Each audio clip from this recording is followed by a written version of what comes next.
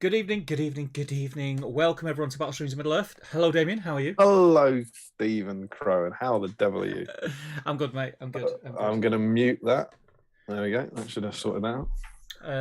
We've got bouncy lines, so let's not say anything too important, just in case someone can't hear us, or like you're louder than me, which is fairly normal, even when we're on the same level. Absolutely.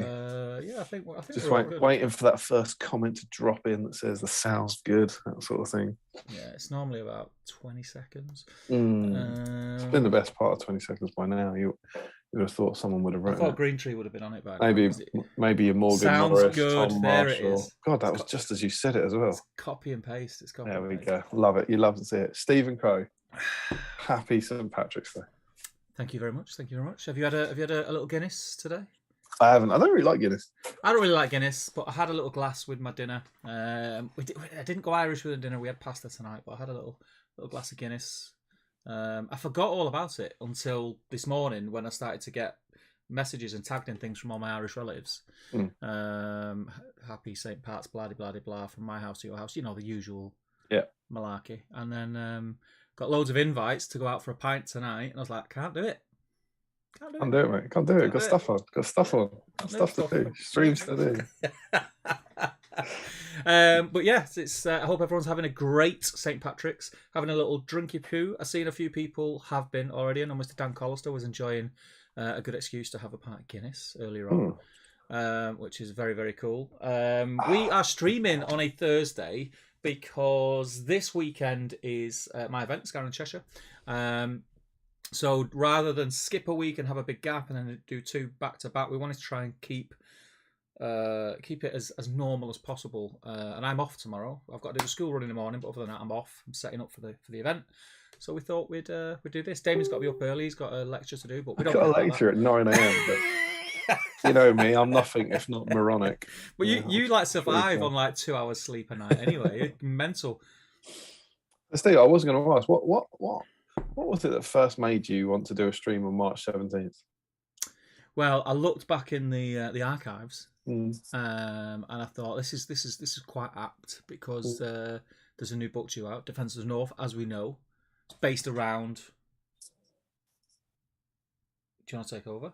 Actually, I mean, it's yours. Oh, right. It's your thing, dude. So this date back in day was the Battle of Dale. So we thought we'd. It's Battle of Dale. Battle of Dale. So Steve suggested doing it on a Thursday, and it was the very day that the Battle of Dale took place. Yeah, I didn't know. It was Damien who told me. Let's cut to the chase. Damien knows his onions. Oh, I had a whole long bit. I have no clue, but it's fell nicely, right? Can you be honest about why did we have to do a special tonight? Are you willing to? Well, this is all in your head, but I'll go with it. So Gilgalad should have been this week, Gilgalad week. And yeah, I think Gilgalad's got a good chance of breaking the record. But I think if we're doing it on a Thursday night, we're probably going to have less people taking part than there would normally. So we're going to. Steve, he didn't back Gilgalad to do it on a Thursday. No, not on a Thursday. Not on a Thursday. Not on a school night. Even Gilgalad has limitations. So Steve goes, so no, we're not doing that. Special. But it's a good excuse, right? March 17th special. Look it up, and we're like, Battle of Dale. Are you effing kidding me? Especially with all the new releases that we've had. So like we've got the new Easterlings. We've had some nice announcements this week, which we'll come to. And obviously everyone's waiting on the Defence of the North. Are we on the same page? Are we thinking pre-order end of the month type sort of scenario for the book? Yeah. What's that? March? So. End of March? Maybe. I don't know. I think so. I think everything's been like a nice warm up to it, and it's been so long. We've been waiting for it for ages. Well, it was first teased at Ardicon, wasn't it? Yes. But it wasn't. We must remember, whilst it was teased at Ardicon, it was teased at Ardicon so that people weren't angry about the next one. Yeah. They were saying, because everyone thought it was going to be next because there'd been some releases, and then they went, no, the next one is Fall of Necromancer. But anyway, don't be mad. Panic. This one is coming. Stop typing. So really, the way I like to think of it is, it was it was really only previewed at Throne of Skulls, which is December. That was when they actually would have done it. But you know, the one before that was season. Anyway, what the hell is this? This is Battle Streams in Middle Earth, which is our fortnightly live stream, where we take normally we take a wander through an issue of this. This is Dave Steeney's Battle Games in Middle Earth, the part where from 2000. What do we do? We messed around with the word games. Change that. Change games to streams. Battle Streams in Middle Earth. Yeah. I think it sounds better though. It does sound better. It does sound better. And indeed, we in every episode we take a wander through one of these issues and we look at the models that it came with. We look at the state of the rules and scenarios, the modelling guides, and read it. That's what we normally do. But as we said, we're not doing that this week. We mean business this week. What I've just noticed, I'm all over my head's all over the place. We've both got glasses on tonight. Yeah, I'm not well. My eyes are a bit sore, so I won't glasses. But we do look super smart. Yeah, we do look. I look like I'm about to either have to defend myself in court or or ask the bank manager for an extension. I would have thought you could build that yourself, given what you do. So we normally do that. Said charity guy. We normally do that, but we're not doing that. As we said, it's because this is the next issue. It comes with Gilgalad and Steve's back in his horse. So we will be back with Gilgalad on the 1st of April. April the 1st. Imagine the fun we could have on that. Is that April Fool's Day? Yeah. Which is 2 weeks time. But or is it going to be Gilgalad, or is it going to be another special? Yeah, it could be something else. Who knows? Who knows? I mean, you're really only meant to do it before noon, aren't you? So, I suppose those are the rules to control the fun. But we're not doing that instead. We're having a special tonight, and the special is the Battle of Dale. But of course, the point of Battle Streams in Middle Earth is to clear your backlog. We try and get everyone together for a few hours once every fortnight. Paint something from your backlog, not because you need it. Just paint it for the love of the hobby and try and get rid of those big grey mountains. So, Steve, yes. This is your baby this week. What is our theme, and why didn't I bring Armies of the Hobbit up? So our theme this evening is obviously the Battle of Dale. So it's anything that is. What did we say? We said anything Easterling. Easterling Army List. Dale Army List. Did we go Iron Hills? Erebor Reclaimed. Yeah. But is that it? Yeah, those are 3 army lists. But no one is dead. Yeah. So you can't have Thorin, Feely, Keely, Balin, Ori, Oin, Girion, or anyone else. You've got to be alive at the Battle of Dale. Yeah. But yeah, anything from the Erebor Reclaimed list, anything from the Easterling Army list, and anything from the Army of Dale, including, of course, all the new stuff. Yeah. So that's what you can paint. So that's the theme of this week. So, there's still some backlog stuff there. Easterlings could have been pottering around in your collections for, 15 years, and Dale Warriors, as well as some brand new stuff.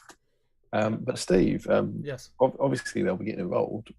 But how do they do that? How do they get involved? So, as people have already noticed, because they started posting it, there is a thread on the Great British Hobbit League Facebook group. The whip thread, and I think it's titled "This is the whip thread for the BSIME." That's a good name for it. Very apt. So all you need to do is whatever you're working on, post a picture of it in there. You can post a picture of what you're working on, your snacks, your desk, whatever you want. And if you are on theme and you are working on something which is on theme, at the end of the stream, you'll be entered into a draw to win something that you cannot buy with rupees. Rupees. Yeah. I'm gonna try and do a different thing every week. That's good. Is that like a kind of? It's a new thing. I thought I'd catch on. Was that like an Indian joke or a Zelda joke? What kind of like rupee? No, I didn't even know it was rupees in Zelda.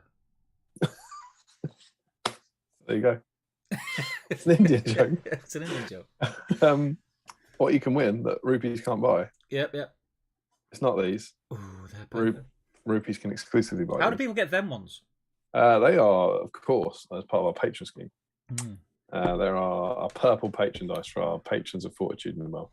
just realised my main light isn't on, which is why this is a bit It's a bit spooky dark. looking. It's a bit dark, Yeah. but you can see it. You can see it.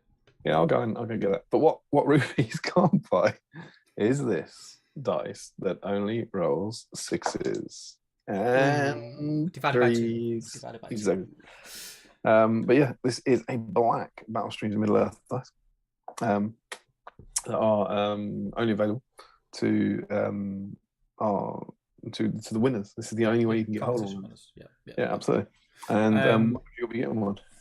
The reason that I mentioned about the purple dice and how you get them is because I would like to welcome, if he's in the chat, which we'll come to later, Mr. George Kaufman to the Patron scheme. He joined this evening, so welcome.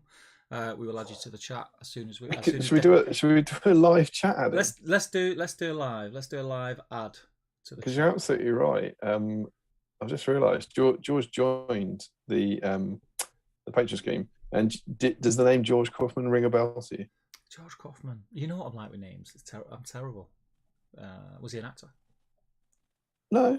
Oh, okay. If it helps, it's the same answer as when I sent it to you at like 7:52 tonight. See, this is where you trip up all the time. You're assuming I read your messages. Yeah, to be fair, you don't reply to that. You just carry on with your own messages. That's unbelievable. I hadn't twigged. You know when you sent a message back to someone, you assume it's a reply. It's not. It's just you carrying on. It's just me carrying on. You carrying on. So George is the man who won the black dice on the last stream. Yeah. Well done. Well done. Indeed. Welcome into the fold, George. And you're more than welcome. I believe. Or should I say you are most welcome. George Kaufman. Are we all ready? I hope our patrons are ready. Standing by. He's in the chat. He's in the chat live on the stream. Let's give him a warm welcome, people. Let's give him a warm welcome. So yeah, if it is your first time, by the way, I normally do this before we go into the whip thread. If it's your first time in the stream, welcome. As we have explained, this is a stream which is based very loosely around the magazine Battle Games Middle-earth. But this evening is a special. We will not be focusing on any of the issues tonight. We'll be focusing on the Battle of Dale.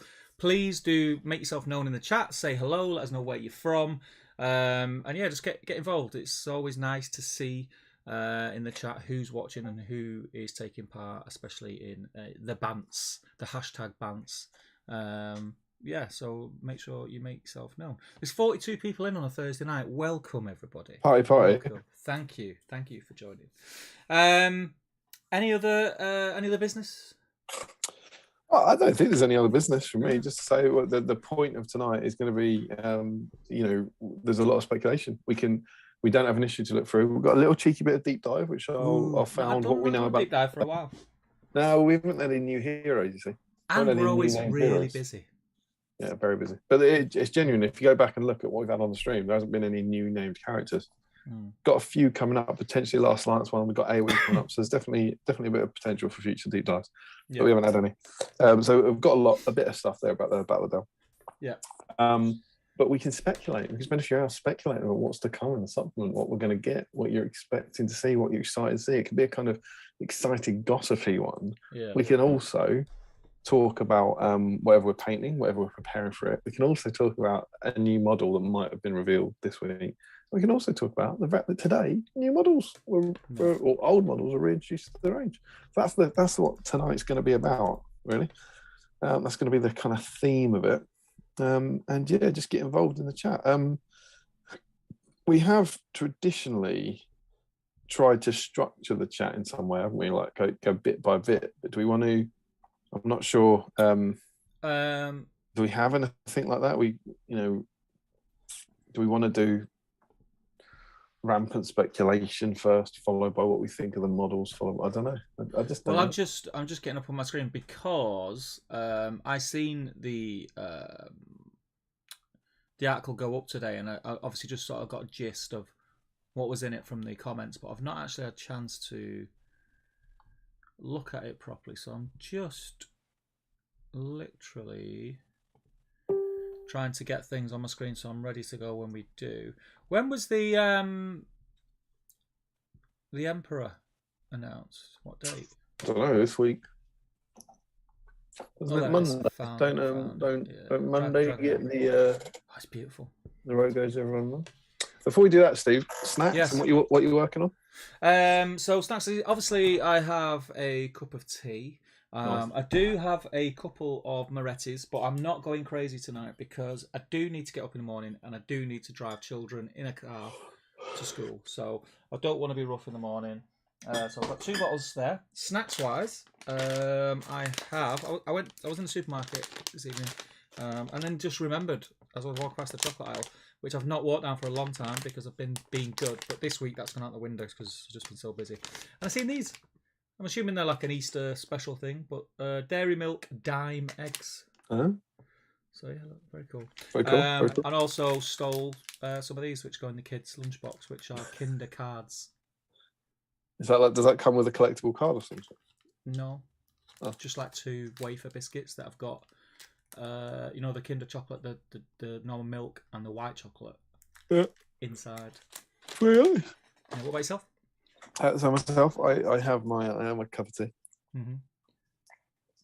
And for my chocolate, I'm gonna dive into these actually. It's a bit of a kind of BSIME classic. Mm-hmm. I was in the petrol station the other day. I filled up my car. Ooh, somebody's doing all right.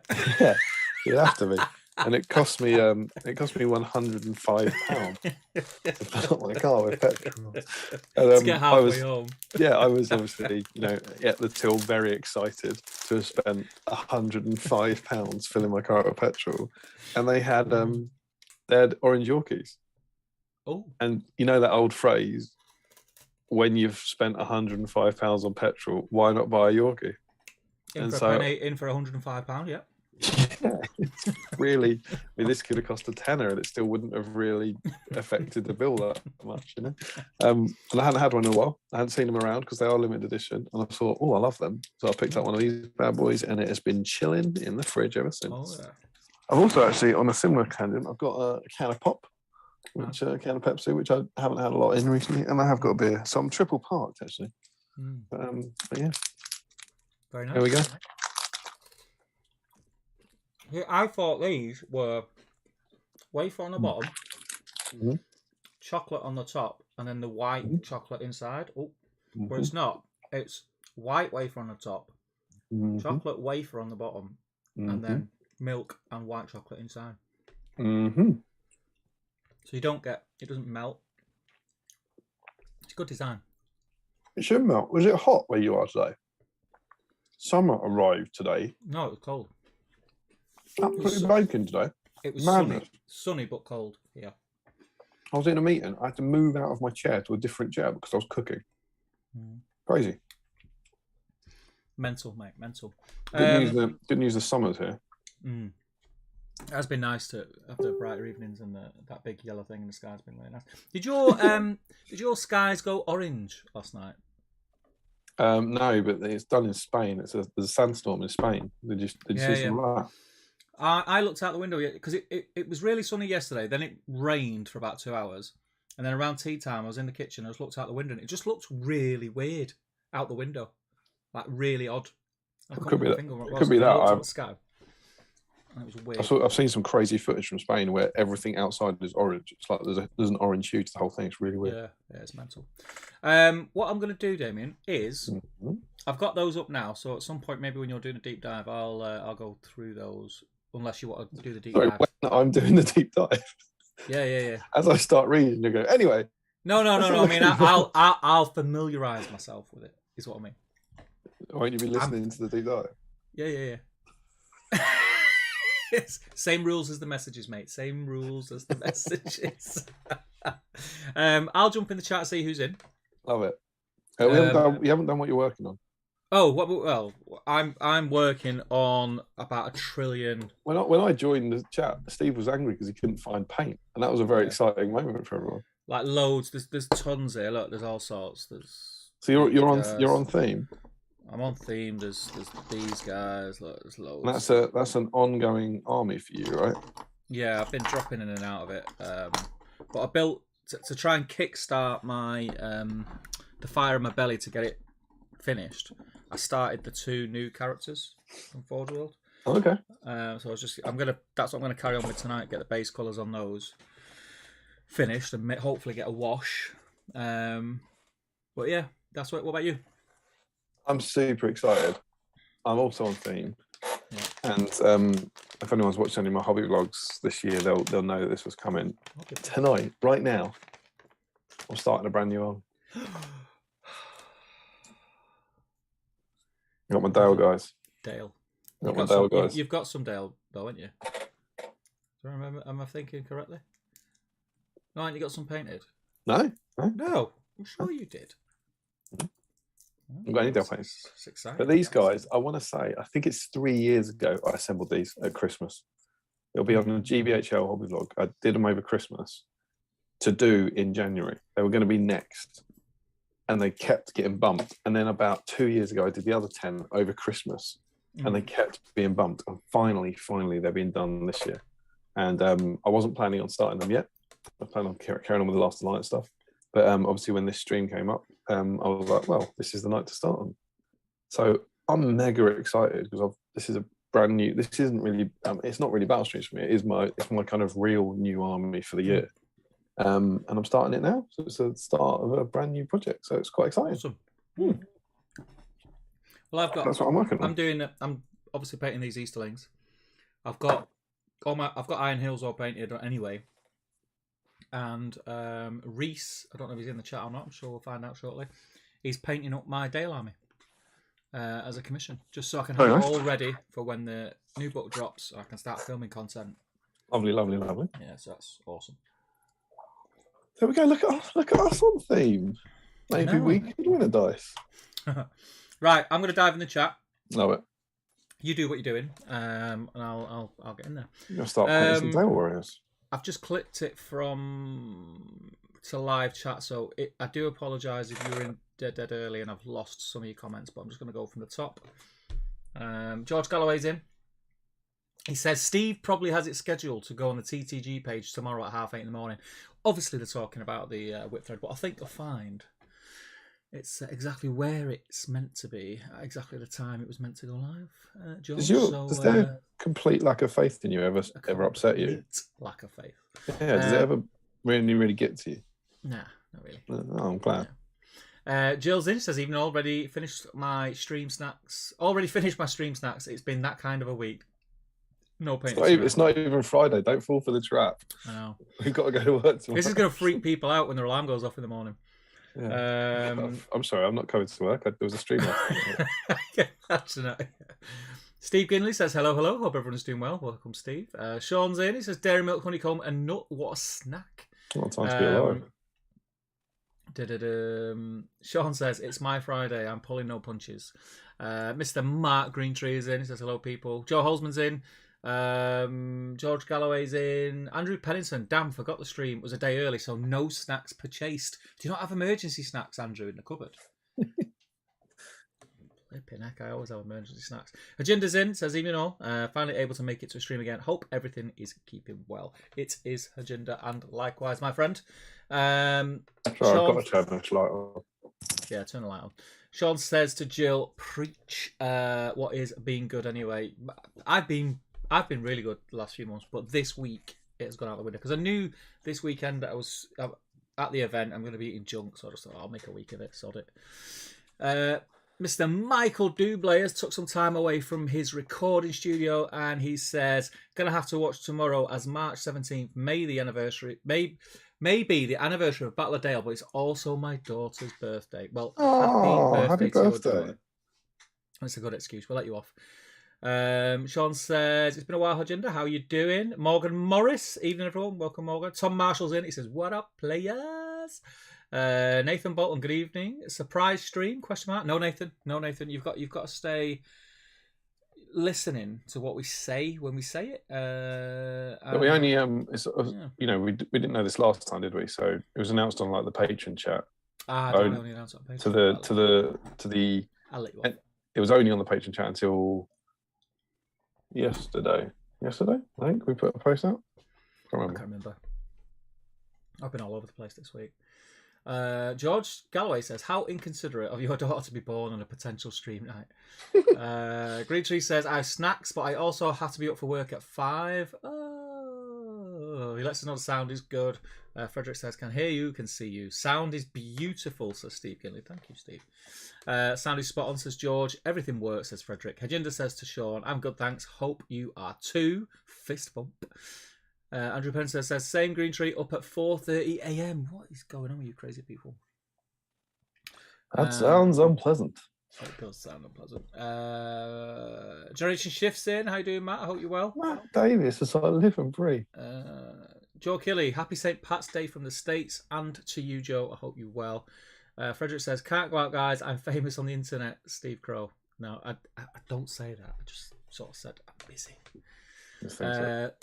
Michael Haskell says, my MTG meeting, I think this is office talk for meeting. MTG finished early. Evening all, not painting tonight. Really tired, and I need to pack for the weekend. Looking forward to seeing you, Mike. Oh God, Mike. I wonder where he's going at the weekend. I called him Mike. I've never called him Mike before. Have you not? Do you feel this is a watershed moment in your relationship? I don't think he suits Mike. He doesn't look like a Mike. He looks like a Michael. I agree with you there, actually. Yeah. Frederick says, will your lecture be about how to live stream on YouTube all night and then go to work in the morning, Damien? That'll be a good one. Joe Hosman says, Gilgal lad, yeah, he's good, but he can't do it on a cold Thursday night in BSIME. It's a Ronaldo joke or a Messi joke. Destro's in, he says, greetings from Houstonia. Welcome, Destro. Nathan Bolton says, I'm sure we'll come to it, but the Moria stuff, the Moria stuff preview today. Yeah, I think people are very excited about it. Yeah. Frederick says, are your eyes gone, Damien? Yeah, they're on their way. I'm not going. Joe Hosman, Damien, are you trying to tell us your eyes have gone? Wee. It's all happening. George Galloway, April Fool's special would surely be Pippin Week. Mr. Macklin is in. That's good. Yeah. It is good. Thomas Macklin, I live and breathe. Thomas Macklin will be live tomorrow evening. No way. Macklin on the internet. Yeah, over on Top Table Gaming. There will be a live battle report on the eve of Scouring and Cheshire. And it'll be Mr. Macklin with the Forces of Good playing Mr. Dan Collister with his Forces of Evil, which is going to be sounds really, like really good. Quite the matchup. It does. Two legends. Two titans of loveliness. Titans, yeah. And his ears must have been burning. Mr. Dan Collister says, evening. I rolled a 6. No, you rolled a 6. No, you rolled a 6. No, you haven't. I'm only joking. Macklin's never rolled a 6. I don't think I've ever seen him roll. He's never done it. He's never done it. It's never happened. Dan says, evening, gents. Not painting tonight. Getting my stuff ready for my journey to Stockport tomorrow. Woo woo. Looking forward to seeing you, man. Adam Harrison says, good evening, gents. Good evening, Adam. James B says, morning, guys. Welcome, James B. I think you'll find it's not the morning. I think he might be on the other side at World. World. Frederick says, wow, you rolled a D36. I Julian did. Hammond says, evening, gentlemen. Looking forward to a busy evening of painting tonight, finishing off my Scouring army. Good to hear, Julian. Adam Harrison, welcome. George Kaufman, I just got here. Perfect timing. Welcome, George. It's as if you planned it. Who knows what's happening in the Patron chat right now, but it must be kicking off. Yeah, big time. Luke Johnson, evening, peeps. Anybody else finishing off their Scouring force? ? With teeth like this on a smiley face. George Galloway, more Georges the better. James B, while you're adding George, I'm not sure I've been added to the chat yet. James. Oh. There you go. James, if that's true, sorry, we might have missed you. Were you? Oh, was that the last patron? Yeah. Sorry, March 4th. We have. You're absolutely right. Normally we ask you to Facebook me, so I don't know if he's messaged me anyway, so I can add him. See it happen. Bring him in. Let me get him in there, James. Sorry about that, James. Everyone get ready to welcome James. He's coming. He's coming. I've got to find your message now, James, so I can recognise your Facebook picture. Yeah, it was a mistake me saying, "Oh yeah, I've got him. I'll search through my messages." Mm-hmm. That's all right. I've got 4 hours. This is crazy. There we go. Right, I'll add you now, James. Bear with me a second. This is the last time in your life you'll ever be able to say, "I've never been in that Patron chat." Take a look around the world, James, because things are about to change. Where's the ad? You can tell I've not done this. Where's the add button? Members, add people. There we go. Where's the add button? Says the host. Where's the add button? He says. James B. Welcome, James. Is he in? Welcome. Is he in? He's in. Oh, listen to those pings. I have to leave. You're going to be hearing pinging. I have to leave my phone on because my good lady did say to me, if the kids get too much, they're playing up tonight. I need to help her out. So I'm going to leave it on. I'll probably ignore it if she messages me, but I better do the right thing and leave it on. Does she know about Battle Stream? She knows about Battle Streams. She doesn't give a flying hoot about Battle Streams. It's strange. It's terrible. Tom Marshall says, "All hail King George." Hawk Jacobson, good evening, gents. Good evening, pal. Luke J, wow, answer my question before I even asked it to Julian. BSIME chat going crazy, says Frederick. Paints on the 4-up camera says, Jesus, somehow I missed the start. Hey, both. Hey, man, how are you doing? Old school Chris C, does Painting Smiles Base count as on theme tonight? He's sort of Dale related. No, it's not in the army list. Can't be. Rob Lynchbury says, hi guys, getting some auto dismounts done for my Warg Riders. A midweek painting, nice. James B. My wallet isn't too excited about the announcement. Frederick says, no, please don't talk about that new model for our fantasy game. I was told it's not realistic by people on the internet, says Frederick. But please talk about Wild Marauders coming back. A dramatic drop in second-hand prices expected. Is Wild Marauders on there, are they? Yep. Nice. They've been highly sought after for many years. There's a lot. It's a scalper's nightmare, that list. Yeah. Good. Great. Good. George loves dimes. Yeah, I love dimes. Matt says dime eggs are the best. Do you know what? They were all right. Dairy milk, if it was in Galaxy, it'd be a lot better. Nick Gardner says, now that we're past all this Etherly nonsense, where are my new elves? Not yet. Frederick says, people in Germany have started hoarding cooking oil like toilet paper 2 years ago. How's that going where you live? I seen a Facebook post today of someone in Asda car park filling the car up with vegetable oil. You did not. And when I say filling the car up, I mean putting vegetable oil where fuel is supposed to go. You do not. Someone was doing it. Apparently, if it's I think it's a diesel of a certain age, it will work, but it's not good for your engine. How could, we haven't apparently run I don't out. know enough about engines. We haven't, even if it. We haven't run out. No, but it's cheaper. It is cheaper. It's not even cheaper than fixing the engine, is it? That's utter dumbassery. Yeah, it's crazy. People are crazy. People are crazy. Crazy. Don't get me started on gas and electric. Green Trees retracted a message. It must have been that foul mouth of his again. Yeah, slagging you off. Frederick says, we had Sahara dust here in Germany, coupled with the right kind of sunlight. Everything looked like a Mexican Hollywood film for a while. That's exactly what it looked like. It was like a weird hue. Yeah. It kind of looked like a colour grading, but in I'm pretty sure it's a sandstorm in Spain. It was odd. It was really odd. Mr. Matt Generation Shift says, proud of you guys. Thanks, man. What for, though? We'll take it. What did we do? Do we help some children? What did we do? Why would he be proud of us? Let's see. Kicked a child this week. What? It's yin and yang, mate. Why would he be proud of us? I mean, I'd be proud of yeah, let's take it. Thanks, Matt. I'm proud of you too, man. Frederick says, wow, Steve is BSIMing on theme by proxy through a commission painter. Classic Steve. Oh, I wonder if it was because we were both painting. Is it because we were both painting on stream? It could be that. Could be. It's not the philanthropy after all. James says, unfortunately, can't be painting as at work listening to you. Well, Make sure you concentrate. Make sure you concentrate. You won't want to miss any of the gold. No. Mr. Tim Garlick says, evening, guys. Can we get an entry if we are still painting for scouring? If it's on theme, you can, Tim. You're painting the right thing. That's like saying, can I get an entry of my tea's ready on time? It's like... Maybe he means because it's not clear in the backlog because he's painting it for a reason. You know? I think he's just being cheeky. You know what that Tim's like.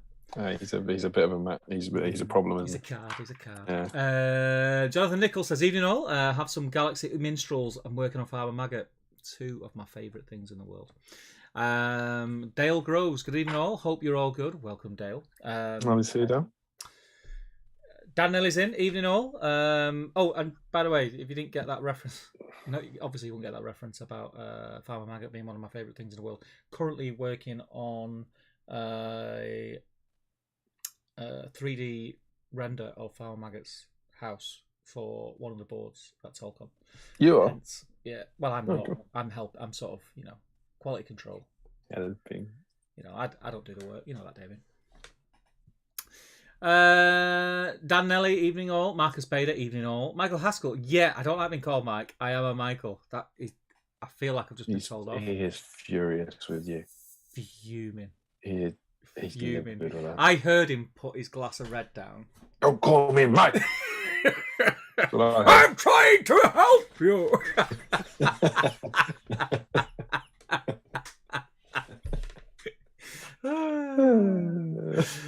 Mark says, oh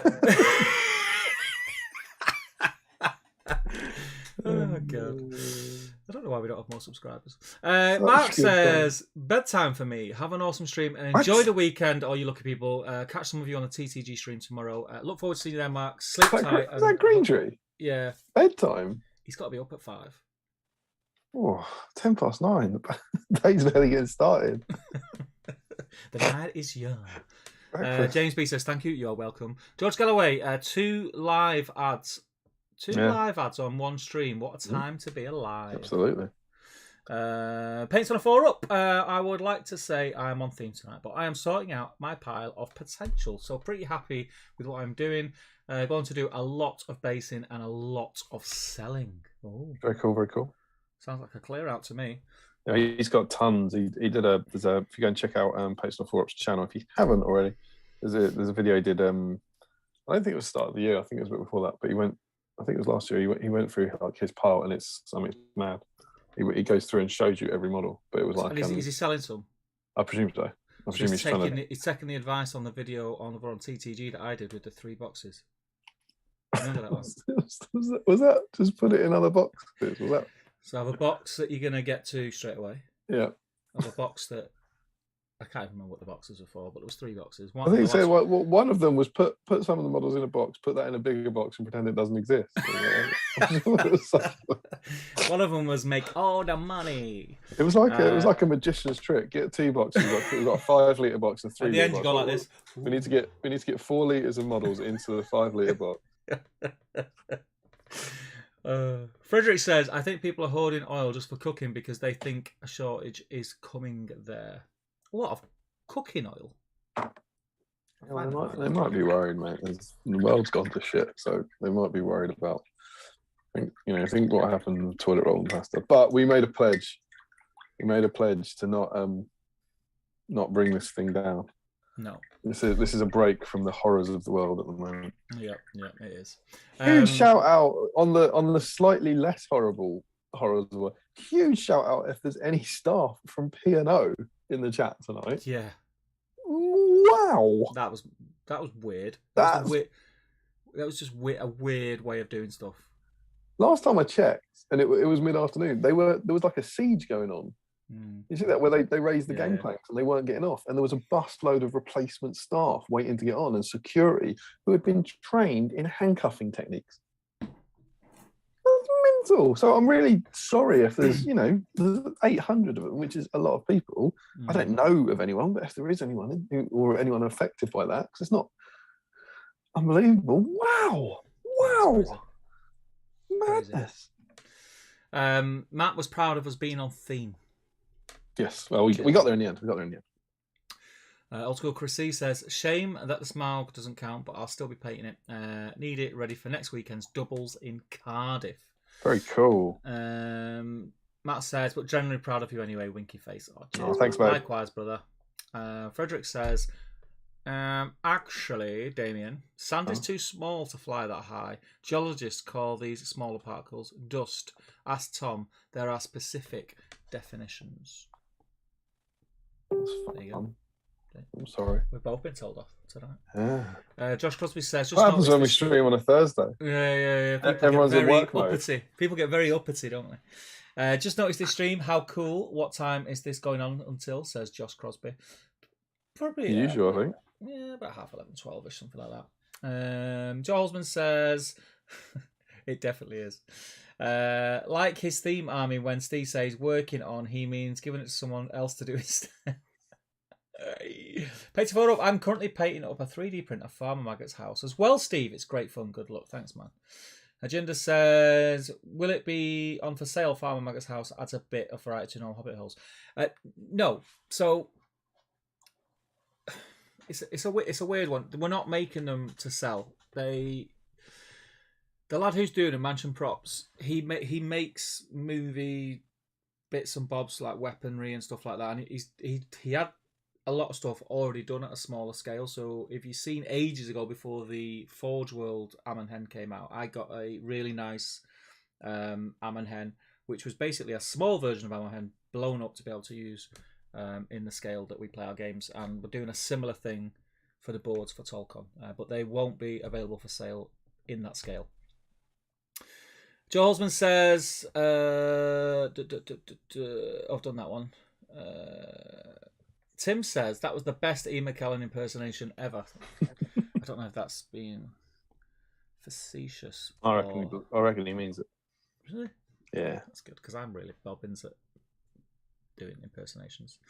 Andrew Grayling says, hey from London, Ontario, Canada.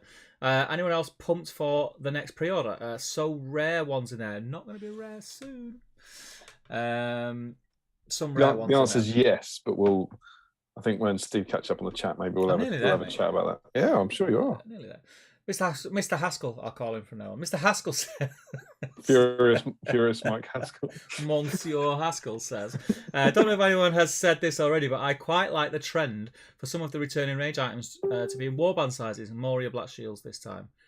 Is that right? Are they They're doing, yeah, so the Black Shields are a warband box. So you get the command, and I think it's 12, so I think it's 16 models. That's cool.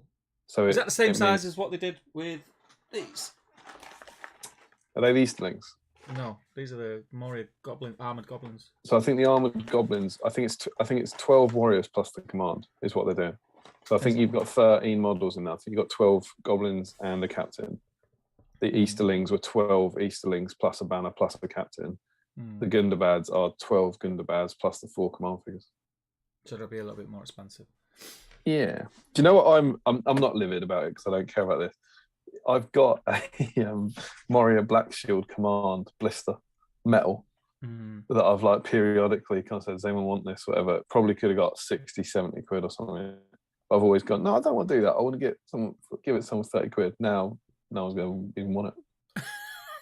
I'm tempted to just put it on eBay now and hope I get some kid who's just got into the game, doesn't know the pre-order is coming up, really do what all them other scalpers do, where they go, OOP not available, and then like loads of people will just post links to the Games Workshop's website.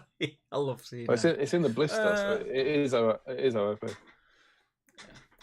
But if anyone just wants the command, doesn't want the Black Shields, hit me up. I do you a good deal. Rupees. Frederick says, of course Sandy's too big to fly that high. Didn't even get my actually comment right. I did, didn't I? Did I not? I don't remember. Jill says, realised the other day I've no MESBG left to paint. Painting is going to be off theme for a while. Well, I would say to you, Jill, get yourself on eBay. You need to buy some Model 3 backlog so you can clear your backlog. Has Jill successfully cleared her backlog? I mean, is that? I feel. What do you collect, Jill? Yeah, Jill? What do you collect? Not very much. What are you currently? What are your armies for Middle Earth? That might be our first piece on success story. Yeah, but I'm about to ruin it. Because if it's something that... Because I've got boxes of stuff. I'm going to send her some stuff to paint. Yeah, but I don't think that means she hasn't cleaned it. I don't think you can just angrily post her models and claim that she hasn't. That's exactly what I'm going to do. Oh, okay. Because do you know what that does? Clears my backlog. Sorry, Jill. I tried to clap you. Nathan says, feel for the P&O guys, especially given the 270 million paid out to shareholders last year. Never thought I'd see employment news on BSIME. Yeah, it's grim, mate. That is the way of the world today. The way of the world today. Frederick says, also Black Shields are in metal even though they were converted to resin. That's cool. That's cool. Tom Marshall, trying a new painting technique tonight. Moved from my IKEA desk setup onto my comfy recliner with a remote boat serving as a temporary desk. Would that count on your hobby bingo as trying a new technique? What's a remote boat? A remote control boat, obviously. What do you think it's literally? I reckon he's got a remote control boat on his knee. On it. Yeah, on his knee. And then all his stuff on the boat.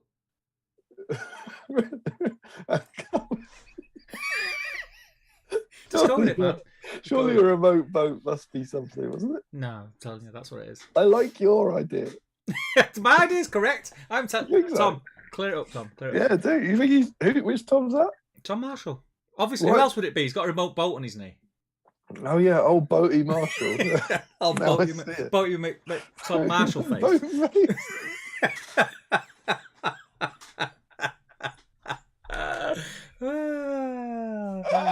How we laughed. I've lost my tea.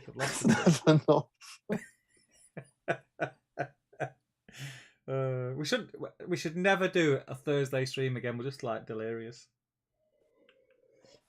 It's gone. I've done the whale. Have I told you the whale? Have I told you about the whale? Listen, forget the. Have you got the comments in front of you?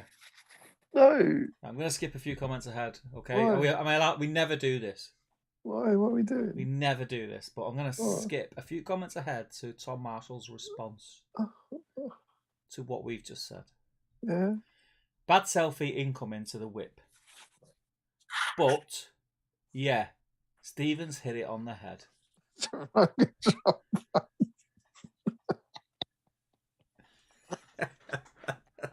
He's Northern, mate. That's how we roll. Is it? Yeah, that's how we roll. Do you know the whale? Oh, I've got. What am I going to lean on? Oh, where's that remote control boat? Well, presumably you wouldn't have to look for it because you could just drive it towards you. Yeah. And if there's a flood, hop on. Your paints are all right. Sorted. There's you know that Boatface, of course, is the name that was voted. There was I can't say it without laughing. There was a whale that was being tracked. I think it was by Greenpeace to the North Sea, and they had the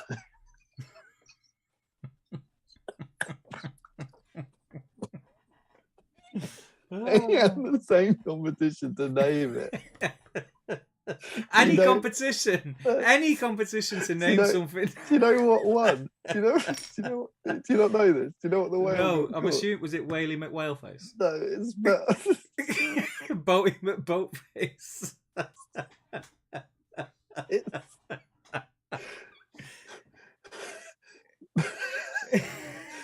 Mr. Splashy Pants.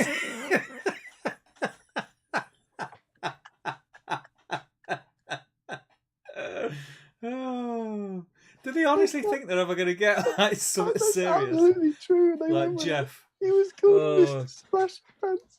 Jeff nearly won it. I can't think about that story without laughing hysterically.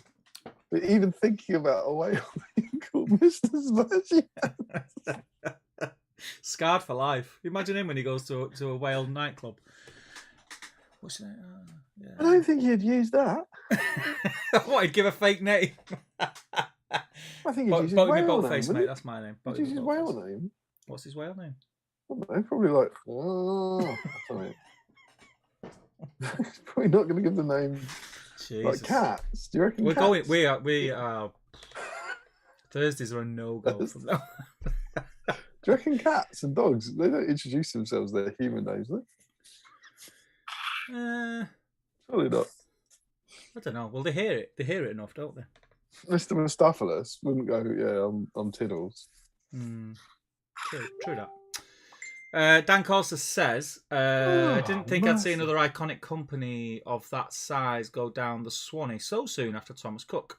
Sobering. That they're going to bring in agency to cover the routes again is one proper slap. It's sad. We could talk about that all night, but yeah, we won't. Joe Husband says, wait till they go OOP again. Play the long game, Damien.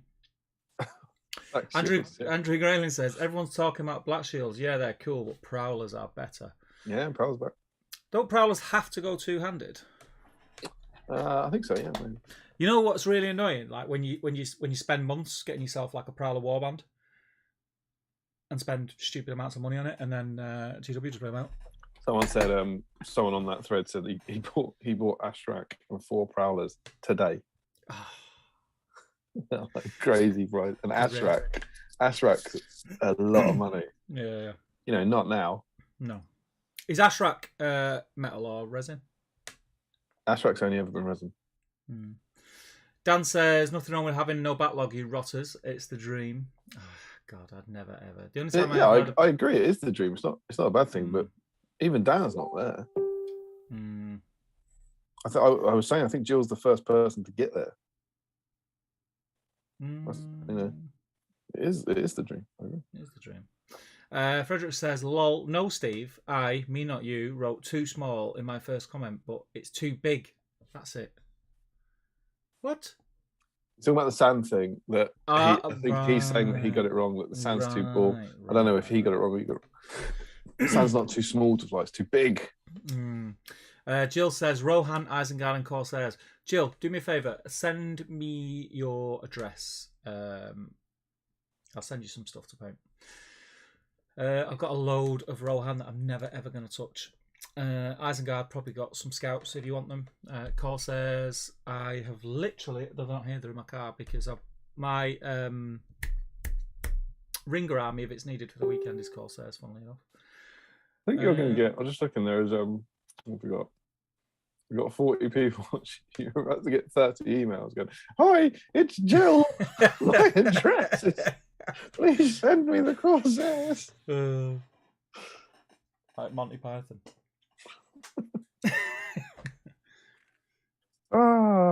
Damien being a hypocrite. Says Paints on a 4-up. Last year he tried to pawn off 2 bats on me from his backlog. Really? As I have been sent some recasts from eBay and threw them out. I did. I was trying to do some good in the community. I was impressed by Mr. Cameron's video. He had 2. What did he do? Did he assemble? Did he paint them? I can't remember. He assembled them at least and said, I can't tell the difference, but I'm going to get rid of these because they're recasts. And I thought that was quite admirable. He could easily. He might have even painted them. I think he painted them. And he was like, I can't tell them apart. So I could just keep them, but I'm going to get rid of them because it's not right. How did you know they were recasts? There's a whole video about it. You should go and watch his channel. Maybe I will. Easy to clear my backlog, says Jill. Only been in the game for a couple of years. I'm going to ruin that for you. Tom Marshall says, bad selfie and come. Yep, done that one. Old school Chris. Steve is sending stuff out. I too have cleared my backlog. Jill says, I love that Damien thinks the remote control boat has wheels to drive it across the floor. That's a great point. It's a very good point. Or Tom might live in a lake. Really good. It absolutely had wheels in my head. I'm landlocked. Yeah, landlubber. I don't see a lot of boats. Especially remote control ones. Almighty Cuff says, just popped in quick to say hi, but currently away on holidays at the moment with limited signal. Looking forward to catching up on the stream tomorrow night when I'm back. We'll have a great what's left of your holiday, mate. Very nice, very nice. And yes, thanks for watching in the past, in the future, whatever. Jolsman says to Chris, careful, it comes with a picture of how it used to be painted, an address to return it to once you've recreated the old picture. Dan says, I'm getting closer. I can see it. Destro says, I think Jill deserves a die or two for completing the main quest. Oh, that'd have to be different. We'd have to check small print for that. Frederick says, correct, sand is too big to fly. The flying stuff is called dust. I accidentally wrote that sand is small in my first comment. I think we're all in agreement. I get it. We're going to have to move on. Dale Groves is laughing at your impersonation of Jill's voice. Oh, it's Jill. Please send me scouts. Cameron says, I didn't paint them. Be very clear to a lady that I think I haven't met. That's not an impression of Jill. That's a man pretending to be a woman that they haven't met. That's Damien McJillyface. Chilly splashy pants. Paints on a 4-up says, I didn't paint them. I have 4 painted now, but they were all bought from Forge World directly. Steve, if you want to know how, the video is on my channel. Like, comment, blah, blah, blah. No, I will. I'll go and have a look. I enjoyed the Jill voice far too much, says Matt. And Rich Clammer says, hey guys, I thought this was tomorrow. I'm all over the place. First I thought this was Gil-galad Day. Now I don't even know when the stream is. And Dan Maskell says, evening gents, crossing the border again tomorrow. It's going to be good to see you, man. That's it, mate. I'm caught up on the chat. Can't believe it. And I've only got one more cloak until my cloaks are done. Steve, I've long thought this, and I don't think this is a renegade or unpopular opinion, but just finally getting to paint these models are beautiful. The Dale stuff. Yeah, they're absolutely gorgeous. The cloaks on them are phenomenal. That one, yeah, see that they're nice models. The way the quiver pushes the cloak out at the back, they're just gorgeous. Have you done these? I know you said. Sorry, who was painting yours? Was it Dale? Reese? But I had. Reese. So this is the one. The reason I've sent them to Reese is because I've already painted a Dale army. I think I painted. I want to say I painted at least 24 of them, and then got rid of them in that stint when I started getting rid of stuff. You know, when the first lockdown kicked in, and just couldn't bring myself to paint it again. Hence, I'm going to Reese. Because they are. People always say that. I mean, they are spectacularly detailed. But to be honest, and you know, it's very easy to say this when I am literally one color in, but I don't mind that for this because I'm quite happy to take my time on this project, and I want to make these that look as nice as I can. Is my hope. This is going to be my kind of showpiece army for the first half of the year, so I've been really excited for a long time about painting these, and it's just nice to finally have it happen. It's nice. It's nice. I like. I had in my hand a minute ago my paintbrush that I wanted to use. Yeah, everyone on the internet is checking both of your ears. I checked my ears. Yeah. Found it. So I'm gonna let you, once you finish that cloak, I'm gonna let you take over while I make a start on some Corvus Black. What should we? I mean, where should we go? What do you want? Should we talk about some news? Yeah. Or do you want to do? Should we do the news? Because the news seems like something you do at the top, doesn't it? Yeah. So do you want to do big bad emperor dude, or do you want to do made to order? Not made to order. Whichever you want. I'm gonna. Well, let's do the emperor. Let's do the emperor. All right. Well, let me do some stuff. Let me make it sexy. Make it sexy. Let me make it sexy.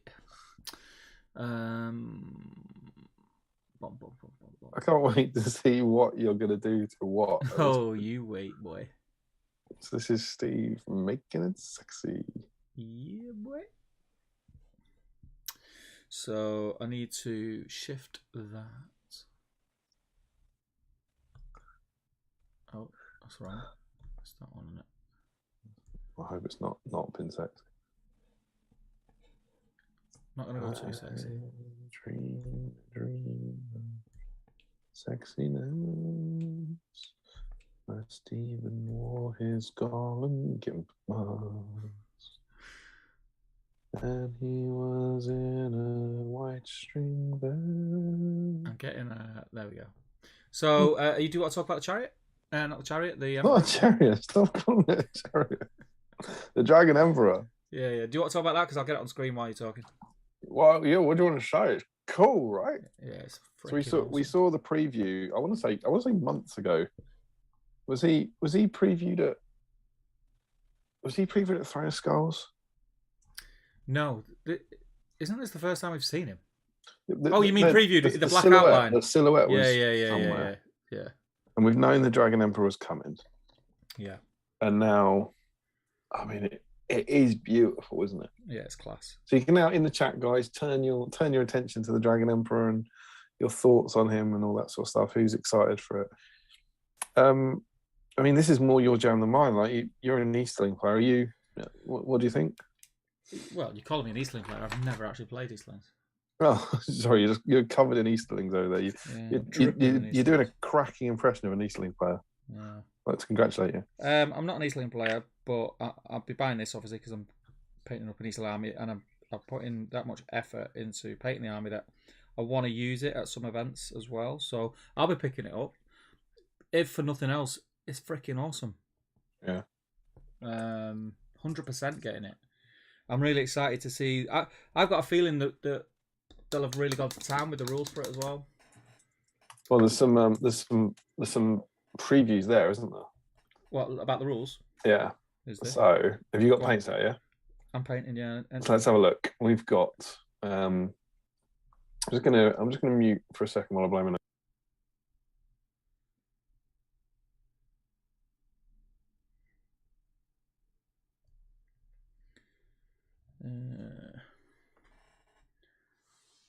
My God, what's he doing?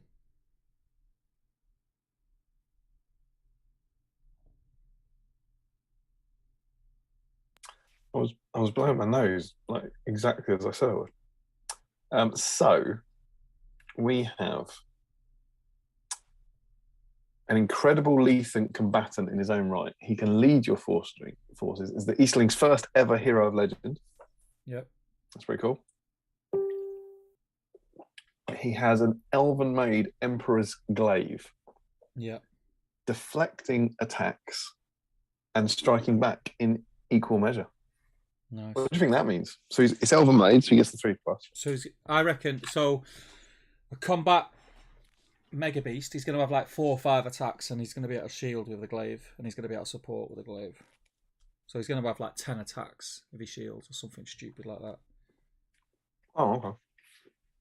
That's what I think, anyway. Because you look at the Golden King King's got like 4 attacks, hasn't he?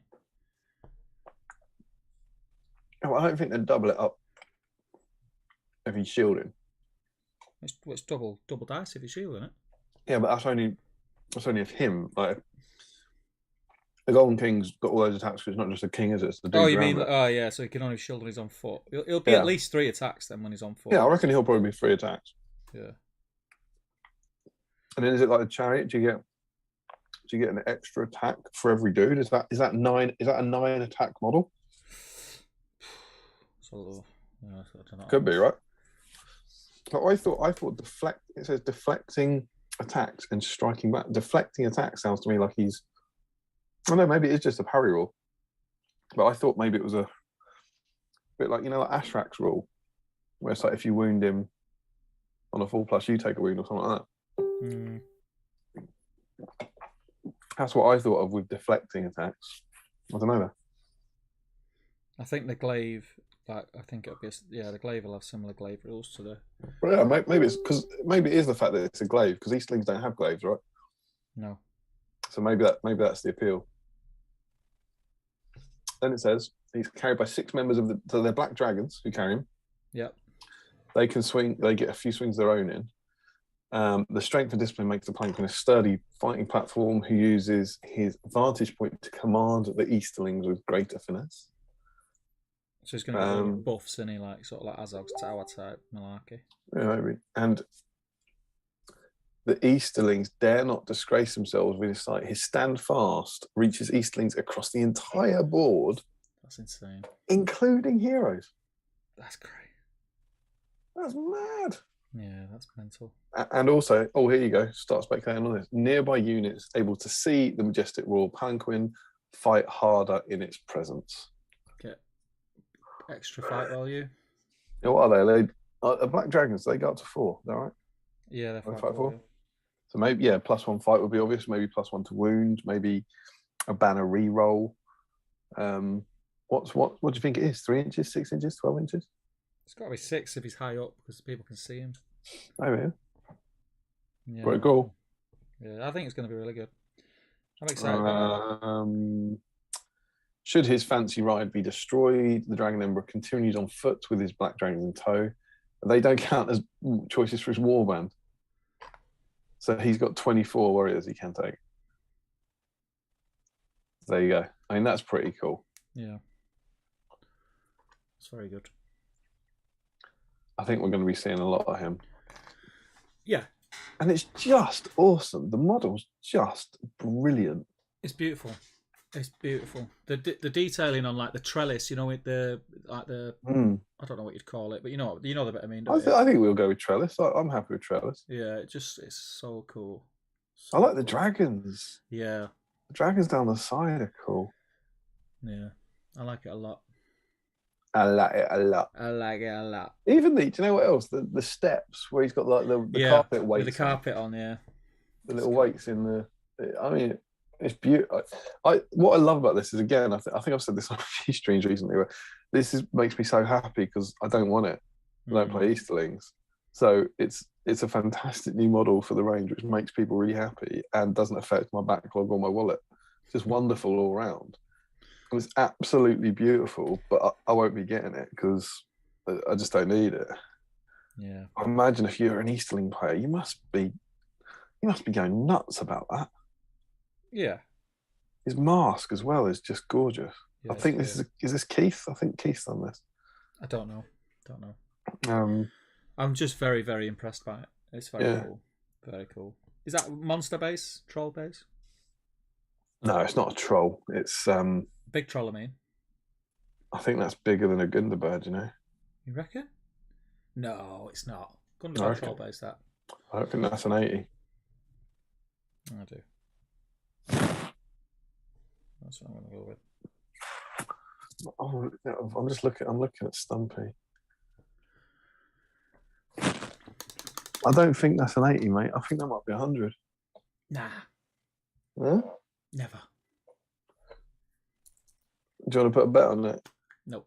We could bet the next massive palanquin released by Fortress. Bet a palanquin on it. Screw you, man. Yeah, maybe. I don't know. It's hard to tell, but I don't think that's an 80. But I mean, it's freaking cool. Yeah. Price? What about? Yeah, well, that's the question, isn't it? I believe Mr. Harry Parker put a post up on the GBHL to find out what people think it's going to be worth. Was going to cost. Where are you sitting on it? What do you reckon? I think that's going to be 70 to 80. 70 to 80. Because you get 7 warriors. Let's not forget about that. Yeah, you do. But I've got a feeling it's going to be one of them weird ones where you get a foot model for him, don't you? Yeah, I assume that's in it. Yeah. Is it the same one? Is it that model? It's not. It's a different pose. It's another beautiful. Yeah, it's a different pose. He's holding his glaive with 2 hands. But I don't think you're going to get 6 of the guys. I think they're going to be separate. Because we've seen the black dragons, haven't we? Separate what, the guy who's lifting it? Yeah. You think they're going to be separate? Yeah. No. I don't think they're going to give you 6 guys as well. If it is, that's 120, 130 quid all day long. Of course they're going to give you 6 guys. No. I mean, no, you're not going to buy them. Nope. Like your remote control boat. You're not just going to buy a chair that sits on the ground, are you? Nope, not having it. You think what you get in that kit for 60 quid is the palanquin and the Dragon Emperor twice? And the walking guys. You know what I'm talking about? Yeah, you get them guys that you can see. Obviously, I mean that like them because you can basically dismount it, can't you? Mid game, it said somewhere in there, didn't it? Oh, what, you mean 6 more guys? Yeah. No, of course you don't get them in it. Yeah. I think I was just saying to you then, and I think Did you think I meant? Yeah. But here's the thing, Steve. I said that to you, and you said yes. I said you think you just get the chair. You went, yeah. Which would be the same. No, because we were talking about dismounts. So I think we're in agreement then. This is get like the guys holding it. Over. Yeah. You get the guys holding it. Yeah. And the chair, and 2 Dragon Emperors. Yeah. So that's 8 models, isn't it? Yeah. What's the most expensive kit in the range? Is it the Chariot? Smaug, isn't it? Oh yeah, not including Smaug. Like, no, it's not, is it? Aren't the Trolls dearer than the Chariot? Oh, I'm sorry. You want the most expensive kit in the range, not including the most expensive kit in the range. You know what I mean, you. Being so facetious. I think the Thursday nights are facetious. Thursday night, everyone's furious. I think the Chariot's still the most expensive thing. It could be Stumpy. Let me have a look. Stumpy's 91. The Chariot's 120. Because remember, everything's just gone up as well.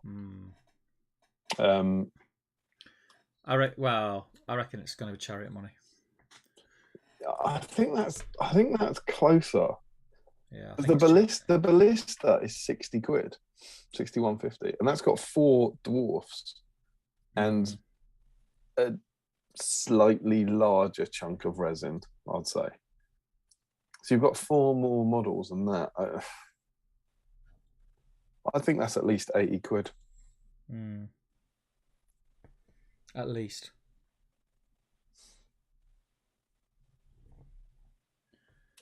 It's class though, isn't it? I mean, brilliant, yeah. And I think you'd pay it as a one-off. So it's just a one-off hit, and you get 7. You get 8 models of it, don't you? Like, irrelevant of the. It's a centerpiece. It's a centerpiece kit. That it's not. Like, obviously, there's going to be a lot of disdain at the price tag because there always is, and that's fine. Like, some people will think it's worth less, and some people will think it's worth the money, and everyone's entitled to think what they want to think. But the way, from my point of view, I look at that. That's an army centerpiece that, like you say, there's a lot to it. There's a lot going on there. There's a lot of actual miniatures. Yeah. It just looks very cool, man. I think it's beautiful. It's very cool. Shall I jump in the chat and see what the nerds think about it? Yeah.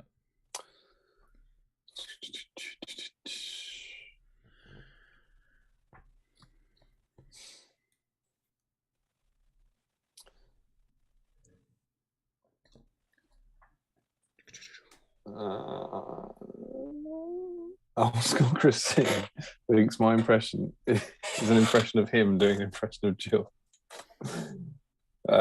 Jill says Jilly Splashy Pants is her name for the weekend, so what happens in the aquarium stays in the aquarium.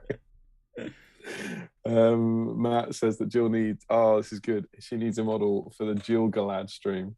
Jill laughs at that. She approves that joke. Dale has had a bit of a realization. The Hobbit plastic range is absolutely amazing from top to bottom. It is. The Hobbit range is beautiful, all of it. Mercury range, and he says Mercury range is Hunter Rorts, Grimhammers. They're all awesome. They are. It's a stunning range. Andrew Grayling, are we going to get to see some of those new Dale Knights in action today? Maybe some new Dale heroes? Do you mean being painted? If so, quite possibly. I imagine someone out there is working on. Not from me. I'm working on plastics. My pledge, which I think I said in the hobby vlog, was I had 2 boxes of plastic warriors. I've got to paint them before I buy the knights. The knights were going to be my treat. As it turns out, that might be nonsense. I've just realised because the army I need actually probably only needs 1 batch of the plastics and some of the knights. So I might have to crack. But I didn't want to buy any of the knights until I'd at least cleared 7 more models. I'm trying not to buy models just to have them sit in boxes. I'm going to buy new models. I like the idea that I would then paint them. So I couldn't paint the knights before I paint my first warriors. So once I've worked my way through these 7 guys and the captain, I think I'm going to reward myself by getting some knights. That's my plan. Hopefully someone else will be working on them. Twinkle Cave is in. He says, "Hi everyone, happy early stream. I can't stick around as I've got work, but I'll catch up on the archive. Have a good night, everyone. Thanks for dropping in. I like it when people do that. It's nice. Yeah.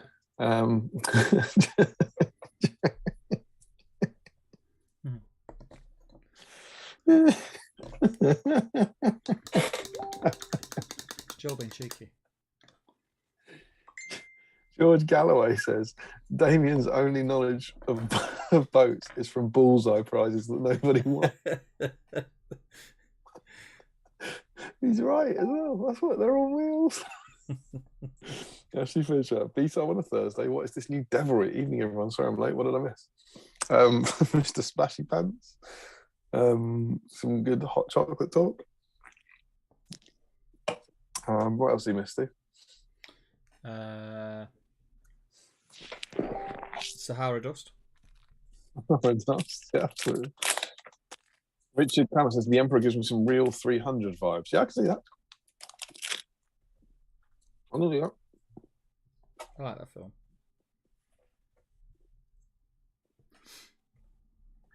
A good Yorkie.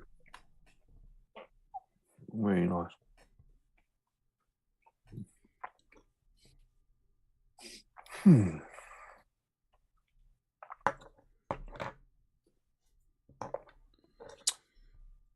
Jill says that Ashley has missed absolute chaos. Generation Shift says he loves the Emperor model. They absolutely smashed it. Generation Shift is a big... I don't want to be offensive now. Is he like you? Is he a big Easterling player, or has he just been painting Easterling armies forever? I mean, he's got a lot of Easterlings, and I'm sure he's done some amazing things with the Acolytes already, so I'm sure he'll be getting hold of that. Joe Holzman says, Steve, making it sexy. It's got to be either Hot Girls and Boys or the Gollum Gimp Mask. Frederick Shaw says, Steve, make it sexy should be on a different platform, if you ask me. It sounds like those bots we get on here sometimes. Frederick confirms it's a Planquin, not a chariot. I know, I'm sorry about him. Robbie Williams thinks Emperor must be getting Weapon Master or some such. His foot model has a two-handed weapon, and it'd seem weird for him to have a penalty. Yeah, I think that's a glaive. It says a glaive, so I'm assuming that's... I don't think it'll be a two-handed weapon. I think it'll be like the rules for the Merc with glaives. Which is hand. Basically, you can choose.